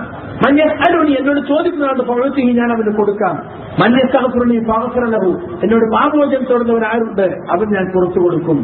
രാത്രിയുടെ 1/3 ബാക്കിയുള്ളപ്പോൾ അവസാന യാമത്തിൽ. എന്നാൽ ഇന്ന് പല ആളുകൾക്ക് അത് വിശ്വസിക്കാൻ കഴിയുന്നില്ല. അതെങ്ങനെയാണ്? അള്ളാഹു 7 ആകാശത്തിന് മീതെ അവന്റെ അർശിലാണെന്നും അതേസമയം തന്നെ അവൻ എല്ലാ രാത്രിയും ഭൂമിയോടത്ത് ആകാശത്തേക്ക് ഇറങ്ങി വരുമെന്നും പറയുന്നു. പ്രത്യേക സമയത്ത്. സമയമാകട്ടെ വ്യത്യസ്തമാണല്ലോ. അമേരിക്കയിലെ സമയമല്ല ആസ്ട്രേലിയ സമയമല്ല സൗദി അറേബ്യയുടെ സമയമല്ല ഇന്ത്യ രാജ്യത്ത്. അപ്പൊ വ്യത്യസ്ത ടൈം സോണുകളിൽ അള്ളാഹു ഇങ്ങനെ ഇറങ്ങി വരുമ്പോഴേക്ക് പിന്നെ എല്ലാ സമയം എവിടെയായി പോവില്ലേ? എന്തൊക്കെ യുക്തിവാദങ്ങളാണ് ആളുകൾ ചിന്തിക്കുന്നത്. അള്ളാഹു എല്ലാത്തിനും കഴിവുള്ളവനാണ്. ഇത്തരത്തിലുള്ള ചിന്തകൾക്ക് പ്രസക്തിയില്ല. നമ്മളെപ്പോലെ സമയമില്ലാമെന്ന് ഇന്നലെ, ഇന്ന്, നാളെ, ഇപ്പൊ 6 മണിയായെങ്കിൽ 5 മണിക്ക്, കുറച്ച് കഴിഞ്ഞാൽ 7 മണി, ഇതൊന്നും അള്ളാഹു സമയങ്ങൾക്ക് അതീതനാണ്. ഇതുപോലും ചിന്തിക്കാൻ കഴിയാത്ത ആളുകൾ അതിൽ വിശ്വസിക്കുന്നതിനെ കുറിച്ച് മടിക്കുന്നു. എന്നിട്ട് വ്യാഖ്യാനിക്കുന്നു. അള്ളാഹു ഭൂമിയുടെ ആകാശത്തേക്ക് ഇറങ്ങുമെന്ന് പറഞ്ഞാൽ അവിടെ ഉദ്ദേശം അള്ളാഹുവിന്റെ പ്രതിഫലം, അവന്റെ കൂലി അല്ലെങ്കിൽ അവന്റെ കാരുണ്യം ഇറങ്ങുമെന്നാണ്. ഈ രീതിയിൽ വ്യാഖ്യാനിക്കാൻ പാടില്ലെന്നാണ് അഹ്ലുസുന്നത്ത് വൽ ജമാഅത്ത് പഠിപ്പിക്കുന്നത്. ആ വിശ്വാസത്തിന് പകരമായി ഓരോരുത്തരും അവനവന്റെ ഇഷ്ടമുള്ള വിശ്വാസങ്ങൾ. നിന്റെ റബ്ബ് വന്നു, മലക്കുകൾ മണിയണിയായി. നാളെ അള്ളാഹു വിചാരണയ്ക്ക് വേണ്ടി മഹ്ശർ ലോകത്ത് വരുന്നതിനെ പറ്റിയുള്ള വാദം. അവിടെ അള്ളാഹു വന്നു എന്ന് പറയാൻ പാടില്ല, അള്ളാഹുവിന്റെ കൽപ്പന വന്നു എന്നേ പറയാവൂ എന്ന് വ്യാഖ്യാനിക്കുന്നു. അതുപോലെ അള്ളാഹുവിന്റെ കൈ യദുള്ള, അത് അള്ളാഹുവിന്റെ ഗുണമാണ്. കൈ എന്ന് പറയുമ്പോൾ നമ്മൾ മനുഷ്യനെ പോലെ ചിന്തിക്കരുത്. നമ്മളെപ്പോലെ ശരീരവും അവയവമുള്ളവരായിട്ട് അള്ളാഹുവിനെ കണക്കാക്കരുത്. അള്ളാഹുവിന്റെ കൈ അവന്റെ മഹത്വത്തിന് യോജിച്ച അവന്റെ ഒരു ഗുണമാണത്, ഒരു വിശേഷണമാണത്. അള്ളാഹുവിന്റെ കണ്ണ്, അവന്റെ വജി, അതെല്ലാം എങ്ങനെ പറഞ്ഞുവോ അങ്ങനെ തന്നെ വിശ്വസിക്കുക. അതിൽ കൂട്ടാനോ കുറയ്ക്കാനോ പാടില്ല. ഇതാണ് ഇസ്ലാമിന്റെ വിശ്വാസം. ഇതാണ് തൗഹീദുൽ അസ്മാഇ വസ്സിഫാത്ത്, അള്ളാഹുവിന്റെ നാമവിശേഷണങ്ങളിൽ വിശ്വസിക്കുക എന്ന് പറയുന്നത്. അതുകൊണ്ട് അള്ളാഹുവിനെ കുറിച്ച് പറഞ്ഞ അള്ളാഹുവിനെ കുറിച്ച് അള്ളാഹുവിന്റെ റസൂൽ പറഞ്ഞതെന്തോ അത് മാത്രം വിശ്വസിക്കുകയല്ലാതെ നമ്മുടെ വക വ്യാഖ്യാനങ്ങളോ വിശദീകരണങ്ങളോ പറയുന്നതിന് ഒരിക്കലും തന്നെ ഇസ്ലാം അംഗീകരിക്കുന്നില്ല എന്ന് നമ്മൾ മനസ്സിലാക്കേണ്ടതുണ്ട്. അതുകൊണ്ട് ഏകദൈവ വിശ്വാസമാണ് ഇസ്ലാമിന്റെ അടിസ്ഥാനം. ഇസ്ലാമിൽ യാതൊരു തരത്തിലുള്ള ബഹുദൈവ വിശ്വാസവുമില്ല. ഒരാൾ എത്ര വലിയ മഹാനോ പുണ്യപുരുഷനാകട്ടെ അയാളോട് പ്രാർത്ഥിക്കാൻ പാടില്ല. മറഞ്ഞ കാര്യം അറിയുന്നവൻ അള്ളാഹു മാത്രമാണ്. ഒരു നബിക്കോ ഒരു വലിയനോ അറിയില്ല. എന്താണ് ഈ വലിയ എന്ന് പറഞ്ഞ ഔലിയ എന്ന് പറയാറുണ്ട് അല്ലേ? സിദ്ധൻ എന്ന് ഇവിടുത്തെ അമുസ്ലിം സുഹൃത്തുക്കൾ പറയാറുണ്ട്. ഇസ്ലാമിൽ സിദ്ധനുമില്ല സിദ്ധിയുമില്ല. സിദ്ധൻ എന്ന് പറഞ്ഞാൽ എന്താ? ഒരാളിങ്ങനെ കുറെ കാലം പ്രാർത്ഥനയും തപസ്സും ഒക്കെയായിട്ടിരിക്കുമ്പോ അയാൾക്ക് ചില ദൈവിക കഴിവുകൾ ലഭിക്കും, വരം കിട്ടും. എന്നിട്ട് അയാൾക്ക് സാധാരണ ആളുകൾക്ക് സാധിക്കാത്ത അത്ഭുതങ്ങൾ കാണിക്കും, അസാധാരണത്വങ്ങൾ കാണിക്കും എന്നൊക്കെയാണ് വിശ്വസിക്കുന്നത്. അതൊന്നും ഇസ്ലാമിലില്ല. ഇസ്ലാം പഠിപ്പിക്കുന്നത് അള്ളാഹുവിന്റെ പ്രിയപ്പെട്ടവർ അള്ളാഹു പറഞ്ഞതുപോലെ ത്യാഗം സഹിച്ചും കഷ്ടപ്പെട്ടും ജീവിക്കുന്നവൻ, കളവ് പറയാത്ത, ഒരു ആരാധനാകർമ്മങ്ങളും മുടക്കം വരുത്താത്ത നല്ല ഒരു മനുഷ്യൻ, അങ്ങേയറ്റത്തെ സൂക്ഷ്മതയുള്ള മനുഷ്യൻ, അവനാണ് വലിയുള്ള അള്ളാഹുവിന്റെ പ്രിയപ്പെട്ടവൻ എന്ന് പറയുന്നത്. വിശ്വസിക്കുകയും യഥാർത്ഥ തഖ്വയിൽ ജീവിക്കുകയും ചെയ്യുന്ന ആള്. എന്നാൽ നമ്മുടെ നാട്ടിൽ അങ്ങനെയല്ല. കുളിക്കാതെ, വസ്ത്രമലക്കാതെ, താടിയും മുടിയും മീശയും ഒക്കെ വളർത്തി ജടകുത്തി ഒരു ഭാണ്ഡവും പേറി ഇങ്ങനെ നടക്കുമ്പോ അയാളെ സിദ്ധനായി പ്രഖ്യാപിക്കും. അത് വലിയാണ് എന്നിട്ട് അയാളുടെ പിന്നാലെ കൂടും. ഇതൊരിക്കലും ഇസ്ലാം പഠിപ്പിച്ചതേ അല്ല. അത് നമ്മൾ ശരിക്കും മനസ്സിലാക്കണം. അങ്ങനെയുള്ള സിദ്ധനും സിദ്ധ വ്യാപാരവുമില്ല. എന്നിട്ട് ആളുകൾ പറയും അയാൾക്ക് കറാമത്തുണ്ട്. എന്താണ് കറാമത്ത് എന്ന് ചോദിച്ചാൽ അത്ഭുത സിദ്ധി, അമാനുഷിക കാര്യങ്ങൾ കാണിക്കാനുള്ള, മനുഷ്യന് കഴിയാത്ത പലതും കാണിക്കാൻ കഴിയാതെ. ഇതെല്ലാം അന്ധവിശ്വാസങ്ങളാണ്. ഒരു വിശ്വാസിയായ മനുഷ്യൻ അള്ളാഹുമായി കൂടുതൽ അടുക്കുമ്പോൾ ചിലപ്പോൾ അള്ളാഹു അത്ഭുതകരമായി പല അപകടങ്ങളിൽ നിന്ന് രക്ഷിച്ചേക്കാം. ചിലപ്പോൾ അയാളുടെ പ്രാർത്ഥനയ്ക്ക് അള്ളാഹു പെട്ടെന്ന് ഉത്തരം നൽകിയേക്കാം. ഇതിനെയൊക്കെയാണ് കറാമത്ത്, അള്ളാഹു അയാളെ ബഹുമാനിച്ചു എന്ന് പറയാറുള്ളത്. അതല്ലാതെ മാജിക് പോലെ കാണിക്കാൻ കഴിയുന്ന ഒരു കാര്യമല്ല. വളരെ അപൂർവമായി ചിലപ്പോൾ ഒരാളുടെ ജീവിതത്തിൽ അങ്ങനെ സംഭവിച്ചേക്കാം എന്ന് മാത്രം. ഇത് ആരും എതിർക്കുന്നില്ല. ഇപ്പൊ വലിയുണ്ടോ? ഉണ്ട്. കറാമത്തുണ്ടോ? ഉണ്ട്. പക്ഷെ ഇന്ന് പറയുന്ന വലിയും കറാമത്തുമല്ല. ഇന്ന് വലിയെന്ന് പറഞ്ഞാൽ സിദ്ധനാണ്, കറാമത്തെന്ന് പറഞ്ഞാൽ സിദ്ധിയാണ്, സിദ്ധ വ്യാപാരമാണ്. വരിമക്കളെ ഇന്ന ഔലിയ, അയാൾക്ക് ഇന്ന കറാമത്തുണ്ട്. എന്നിട്ട് കറാമത്ത് കച്ചവടമാണ്. അങ്ങനെ കച്ചവടം ചെയ്യാൻ പറ്റിയ കാര്യമാണോ ഈ കറാമത്ത് എന്ന് പറയുന്നത്? മാജിക് പോലെ കാണിക്കാൻ പറ്റിയ കാര്യമാണ്? അല്ല. ഒരേ വിശ്വാസിയായ മുത്തഖിയായ വലിയായ ആളുടെ ജീവിതത്തിൽ അത്ഭുതങ്ങൾ കാണിക്കുന്നുണ്ടെങ്കിൽ അത് അല്ലാഹുവാണത് കാണിക്കുന്നത്. അയാൾക്കതിനൊരു കഴിയുമില്ല, അയാൾ അറിയുന്നില്ല, അയാൾക്ക് സാധിക്കുന്നില്ല. ഇതെല്ലാം അഹ്ലുസുന്നത്തിന്റെ ഉലമാക്കൾ വ്യക്തമായി പഠിപ്പിച്ചിട്ടുള്ള കാര്യമാണ്. പക്ഷെ അറിഞ്ഞുകൂടാ ആളുകൾക്ക്. പറയുക നബിയെ, ആകാശഭൂമികളിലുള്ള ആരും തന്നെ മറഞ്ഞ കാര്യം അറിയുകയില്ല എന്ന്. മറഞ്ഞ കാര്യം അറിയാൻ വേണ്ടി ഇവിടെ ഔലിയാക്കന്മാരെ സമീപിക്കുന്നുണ്ട്. അവർക്ക് മറഞ്ഞ കാര്യം അറിയും, മനസ്സിലുള്ളതറിയും എന്നാണ് വിശ്വസിക്കുന്നത്. വേദിമാലയിൽ അങ്ങനെ പറയുന്നത്, കണ്ണിൽ കാണാത്തതും കൽവകത്തുള്ളതും കൺകൊണ്ട് കണ്ടപ്പോൾ കണ്ടു പറഞ്ഞവർ. ഷെയ്ഖ് മുഹ്യിദ്ദീൻ അബ്ദുൽ ഖാദർ ജീലാനി, അദ്ദേഹം ഇറാഖിൽ ജീവിച്ച അഹ്ലുസുന്നത്തിന്റെ പ്രബോധകനായിരുന്നു. പക്ഷെ അദ്ദേഹം പറഞ്ഞിട്ട് എന്നെ വിളിച്ച് പ്രാർത്ഥിക്കണം. അദ്ദേഹത്തിന്റെ പേരിൽ മാലയും മൗലീദും ഉണ്ടാക്കി അദ്ദേഹത്തെ വിളിച്ച് തേടുകയാണ്. അദ്ദേഹം കണ്ണിൽ കാണാത്തതും കൽവിനുള്ളിലുള്ളതൊക്കെ കണ്ണുകൊണ്ട് കണ്ട പോലെ പറയുന്നത്. ഞാൻ ചോദിക്കട്ടെ, ഈ സമുദായത്തിലെ ഏറ്റവും ഉത്തമൻ ആരായിരുന്നു? മുഹമ്മദ് മുസ്തഫ സല്ലല്ലാഹു അലൈഹി വസല്ലം. അദ്ദേഹത്തിന്റെ പേരക്കുട്ടിയായിട്ട് വന്ന ആളാണല്ലോ അബ്ദുൽ ഖാദർ ജീലാനി. എന്നാൽ പിതാമഹനായ റസൂലിന് സാധിച്ചിട്ടുണ്ട്. അത് സ്വന്തം ഭാര്യയെക്കുറിച്ച് അപവാദം പ്രചരിച്ചു. അദ്ദേഹം മറ്റൊരു പുരുഷനുമായി അവിഹിത ബന്ധത്തിൽ ഏർപ്പെട്ടു എന്ന് ഇസ്ലാമിന്റെ ശത്രുക്കൾ പറഞ്ഞു പരത്തി. റസൂലിന് പോലും പറയാൻ സാധിക്കുന്നില്ല സംഭവം നടന്നിട്ടില്ല. മുഖത്തോട് മുഖം നോക്കി കട്ടിൽ ഇരിക്കുമ്പോഴും ആയിഷ തെറ്റ് ചെയ്തിട്ടുണ്ടെങ്കിൽ പറയണം എന്നാണ് പറയുന്നത്. അവസാനം അവർ നിരപരാധിയാണെന്ന് പറഞ്ഞുകൊണ്ട് റസൂലിന് അല്ലാഹു ആയത്തുകൾ ഇറക്കി. ഇന്നല്ലദീന ജാഊ ബിൽ-ഇഫ്കി ഉസ്ബത്തും മിൻകും, ഈ കള്ളാരോപണം കൊണ്ടുവന്നത് നിങ്ങളുടെ കൂട്ടത്തിലെ വിഭാഗം തന്നെയാണ്. അപ്പോഴാണ് ആയിഷ സന്തോഷിച്ചുകൊള്ളുക, എന്റെ നിരപരാധിത്വം ഇത് അള്ളാഹു വെളിപ്പെടുത്തിയിരിക്കുന്നു എന്ന് സ്വന്തം ഭാര്യയോട് പറയുന്നത്.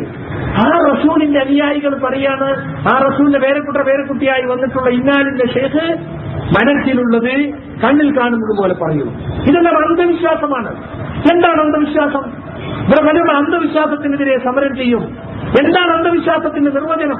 ഞങ്ങൾക്ക് പറയാനുള്ള നിർവചനം, പ്രമാണങ്ങൾ പഠിപ്പിക്കുന്ന ഇസ്ലാമത പ്രമാണങ്ങൾ പഠിപ്പിക്കുന്ന വിശ്വാസമാണ് യഥാർത്ഥ വിശ്വാസം. പ്രമാണങ്ങളുടെ പിൻബലമില്ലാത്തതും പിൽക്കാലത്ത് ആളുകൾ കടത്തിക്കൂട്ടിയതുമായ വിശ്വാസങ്ങളാണ് അന്ധവിശ്വാസം എന്ന് പറയുന്നത്. അല്ലാതെ എന്റെ യുക്തിക്ക് യോജിക്കുന്നില്ല, എനിക്ക് ദഹിക്കുന്നില്ല, അതൊക്കെ അന്ധവിശ്വാസമാക്കുകയാണെങ്കിൽ അങ്ങനെയാണെങ്കിൽ ദൈവവിശ്വാസം അന്ധവിശ്വാസമാവും. മലക്കുകളുണ്ടെന്ന വിശ്വാസം, അതുപോലെ ജിന്ന് ഭൂതങ്ങളുണ്ടെന്ന വിശ്വാസം, അതൊക്കെ അന്ധവിശ്വാസം എന്ന് പറയേണ്ടി വരും. അത് അന്ധവിശ്വാസമാണോ? അത് പ്രമാണങ്ങളുടെ പിൻബലമുള്ള വിശ്വാസമാണ്. അതുകൊണ്ട് പ്രമാണങ്ങളുടെ പിൻബലമില്ലാത്ത വിശ്വാസം, പ്രവാചകന്മാർ കൊണ്ടുവന്നതിൽ ആളുകൾ കടത്തിക്കൂട്ടിയ വിശ്വാസം, അതാണ് അന്ധവിശ്വാസം, തെറ്റായ വിശ്വാസം എന്ന് പറയുന്നത്.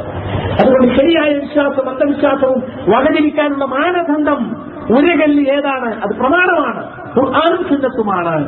ഈ ഒരു മാനദണ്ഡത്തിന്റെ അടിസ്ഥാനത്തിലല്ലാതെ ഒരാൾ പറയുന്നു എന്റെ ബുദ്ധിക്ക് യോജിക്കുന്നില്ല, മറ്റേയാൾ പറയുന്നത് ശാസ്ത്രത്തെ ഇന്ന തത്വത്തിനെതിരാണ്, ഇങ്ങനെ ഓരോരുത്തർക്കും തോന്നിയതൊക്കെ അന്ധവിശ്വാസമായാൽ പിന്നെ അള്ളാഹുണ്ട്, പരലോകമുണ്ട് എന്നതും ചിലപ്പോൾ ചില അന്ധവിശ്വാസം.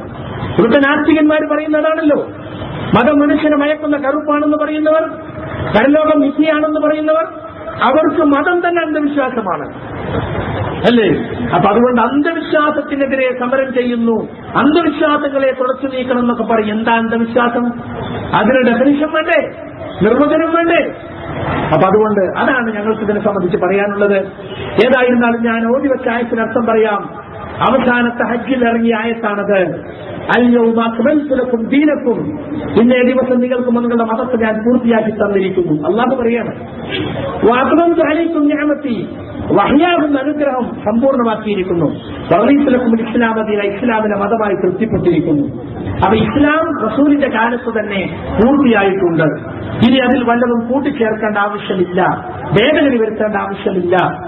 അപൂർണമായ ഒരു ഇസ്ലാം മതത്തെ ഇവിടെ പുരോഹിതന്മാർക്കും ഇമാമുകൾക്കും ഏൽപ്പിച്ചു കൊടുത്ത് ഇനി ബാക്കിയൊക്കെ നിങ്ങൾ ചേർത്തിക്കോ എന്നും പറഞ്ഞിട്ട് റസൂൽ പോയതല്ല. സത്യസമ്പൂർണമാക്കിയ ഇസ്ലാമിനെയാണ് ഇവിടെ ഏൽപ്പിച്ചു പോയിട്ടുള്ളത്. എന്നിട്ട് എന്തു പറഞ്ഞു? മൻ അഹ്ദസ ഫീ അംരിനാ ഹാദാ, നമ്മുടെ ഈ കാര്യത്തിൽ, ഇസ്ലാമിന്റെ കാര്യത്തിൽ ഇതിൽപ്പെടാത്ത വല്ലതും ആരെങ്കിലും കൂട്ടിച്ചേർത്താൽ ഫഹുവ റദ്ദുൻ, അത് സ്വീകാര്യമല്ല. പ്രാർത്ഥനയല്ലേ, സ്വലാത്തല്ലേ, ഭക്ഷണം കൊടുക്കലല്ലേ, ഇങ്ങനെയൊക്കെയാണ് അനാചാരങ്ങളെ ന്യായീകരിക്കാറുള്ളത്. അപ്പൊ മനുഷ്യ വീട്ടിൽ ഇവിടെ തമിഴ്നാട്ടിൽ നിന്ന് വന്നിട്ടുള്ള ഹനഫികളായിട്ടുള്ള ആളുകൾ, റാവുത്തന്മാരെന്തൊക്കെ എന്റെ കുടുംബത്തിലൊക്കെ ഉണ്ടവർക്ക്, അവർ പറയാറുണ്ട് മരിച്ച അന്നു തന്നെ മരിച്ച വീട്ടിൽ ഭക്ഷണം. മയ്യത്തടക്കാൻ വേണ്ടി ആളുകൾ പോകുമ്പോ ഇവിടെ സദ്യ കൊടുക്കാൻ ഏർപ്പാടാ. മയ്യത്തടക്കിയിട്ട് നേരെ മരിച്ച വീട്ടിലാണ് വരുന്നത്, നല്ല സദ്യ. പിന്നെ 3-ന്റെ അന്ന്, 7-ന്റെ അന്ന്, 14-ന്റെ അന്ന്, 40-ന്റെ അന്ന്, ആണ്ട് തികയുന്നന്ന് എന്ന് മാത്രമല്ല, ആണ്ടോടാണ്ട് ഇവരെ തീറ്റിപ്പോറ്റാൻ വേണ്ടി അത്താന്റെ മൗത്ത് ചെലവിട്ടെന്നും പറഞ്ഞിട്ട് സ്വത്ത് തന്നെ മാറ്റി വെക്കുന്നു. തനിക്കാനുള്ള അനാചാരമാണിത്. ഇസ്ലാമിക സമുദായത്തിൽ അന്യ സമുദായം കടത്തിക്കൂട്ടിയതാണ്. ഇസ്ലാമിൽ അങ്ങനത്തെ ഏർപ്പാടില്ല. മരിച്ച ആൾക്ക് വേണ്ടി പ്രാർത്ഥിക്കാം, മരിച്ച ആൾക്ക് വേണ്ടി ഭക്ഷണം കൊടുക്കുന്ന ഏർപ്പാടില്ല. മരിക്കുന്നതിന് മുമ്പ് നമ്മൾ കൊടുക്കണം, മരിച്ചിട്ട് മക്കൾ കൊടുത്തിട്ട് സ്വർഗത്തിലാക്കുമെന്ന് വിചാരിക്കണ്ട. നിങ്ങൾക്ക് മരണം വരുന്നതിന് മുമ്പ് നാം നിങ്ങൾക്ക് ഉദാരമായി നൽകിയ സമ്പത്തിൽ നിന്നും നിങ്ങൾ ചെലവഴിക്കുക എന്നാണ് ഖുർആൻ പഠിപ്പിക്കുന്നത്. മരിച്ചു കഴിഞ്ഞാൽ ആ സ്വത്ത് പിന്നെ മരിച്ചാണ്ടതല്ല, അത് അനന്തരാവകാശങ്ങളുടേതായി മാറിക്കഴിഞ്ഞു. 3-നും 7-നും 14-നും 40-നും ഭക്ഷണം ഉണ്ടായി കൊടുക്കൽ, ഭക്ഷണം കൊടുക്കുന്നതിന്റെ പ്രാധാന്യം ഇവിടെ പഠിപ്പിച്ചത് അള്ളാഹുവിന്റെ റസൂലാണ്. അവിടുത്തെ മക്കൾ മരിച്ചു, ഭാര്യമാർ മരിച്ചു, അവിടുന്ന് കൊടുത്തോ 3-നും 7-നും 14-നും 40-നും മരിച്ച അന്ന് തന്നെ സദ്യ. ആലോചിച്ച് നോക്കള്, മരിച്ച വീട്ടിൽ ദുഃഖമല്ലേ? എപ്പോഴാണ് സഹോദരൻ സദ്യ ഉണ്ടാക്കുക? സദ്യ ഉണ്ടാക്കാന്ന് പറഞ്ഞ സന്തോഷത്തിലല്ലേ? മരിച്ച വീട്ടിൽ സന്തോഷമാണോ ഉള്ളത്? ഇവിടെ ചോറ് കൊടുക്ക്, ഇവിടെ കച്ചമ്പർ കൊടുക്ക്, അവിടെ തൈര് കൊടുക്ക്, എന്തൊരാഘോഷം! വൃത്തികെട്ട ആചാരം എവിടുന്ന് വന്നതായത്? ഇസ്ലാമിക സമൂഹത്തിൽ റസൂല് മരിച്ച വീട്ടിൽ വന്നാൽ ദുഃഖത്തോടെ ഇരിക്കുന്ന റസൂലിന്റെ മുഖത്തുനിന്ന് ദുഃഖം വായിക്കെടുക്കാമെന്നാണ് പറയുന്നത്. മരിച്ച വീട്ടിൽ വന്നാൽ ഉള്ളി മുറിക്കുന്നത്, ഇറച്ചി മുറിക്കുന്നു, പന്തൽ വലിച്ചു കെട്ടുന്നു, എന്താ ആഘോഷാണ്, എവിടുന്ന് വന്നതായത്? ഇസ്ലാമിലില്ലാത്ത ഒരുപാട് കാര്യങ്ങൾ അന്യ സമുദായങ്ങൾക്ക് കടന്നു വന്ന് അതിന് പാരമ്പര്യം അവകാശപ്പെടുകയാണ്. ഞങ്ങളെ ഉപ്പാപ്പ ചെയ്തിട്ടുണ്ട്, ഉമ്മാമ ചെയ്തിട്ടുണ്ട്, അതൊന്നും ഇസ്ലാമിൽ പ്രമാണമല്ല. 10 ഉപ്പാപ്പമാർ ചെയ്തിട്ടും കാര്യമില്ല. ഖുർആനിലുണ്ടോ ഹദീസിലുണ്ടോ? അതാണ് ഇസ്ലാമിന്റെ പ്രമാണം. അതുകൊണ്ട് സുഹൃത്തുക്കളെ, ഞാൻ അവസാനിപ്പിക്കുകയാണ്. ഇൻഷാ അല്ലാഹ് നമുക്ക് മഗ്രിബ് നമസ്കാരത്തിന് ശേഷം സംസാരിക്കാം. അല്ലാഹു സുബ്ഹാനഹു വ തആല അവന്റെ ദീനിനെ കുറിച്ച് പഠിക്കുവാനും ഉൾക്കൊള്ളുവാനും നമുക്ക് തൗഫീഖ് നൽകുമാറാകട്ടെ. വസല്ലല്ലാഹു അലാ റസൂലിൽ മുസ്തഫ മുഹമ്മദിൻ വഅലാ ആലിഹി വസഹ്ബിഹി വസല്ലം. വആഖിറു ദഅവാനാ അൽഹംദുലില്ലാഹി റബ്ബിൽ ആലമീൻ.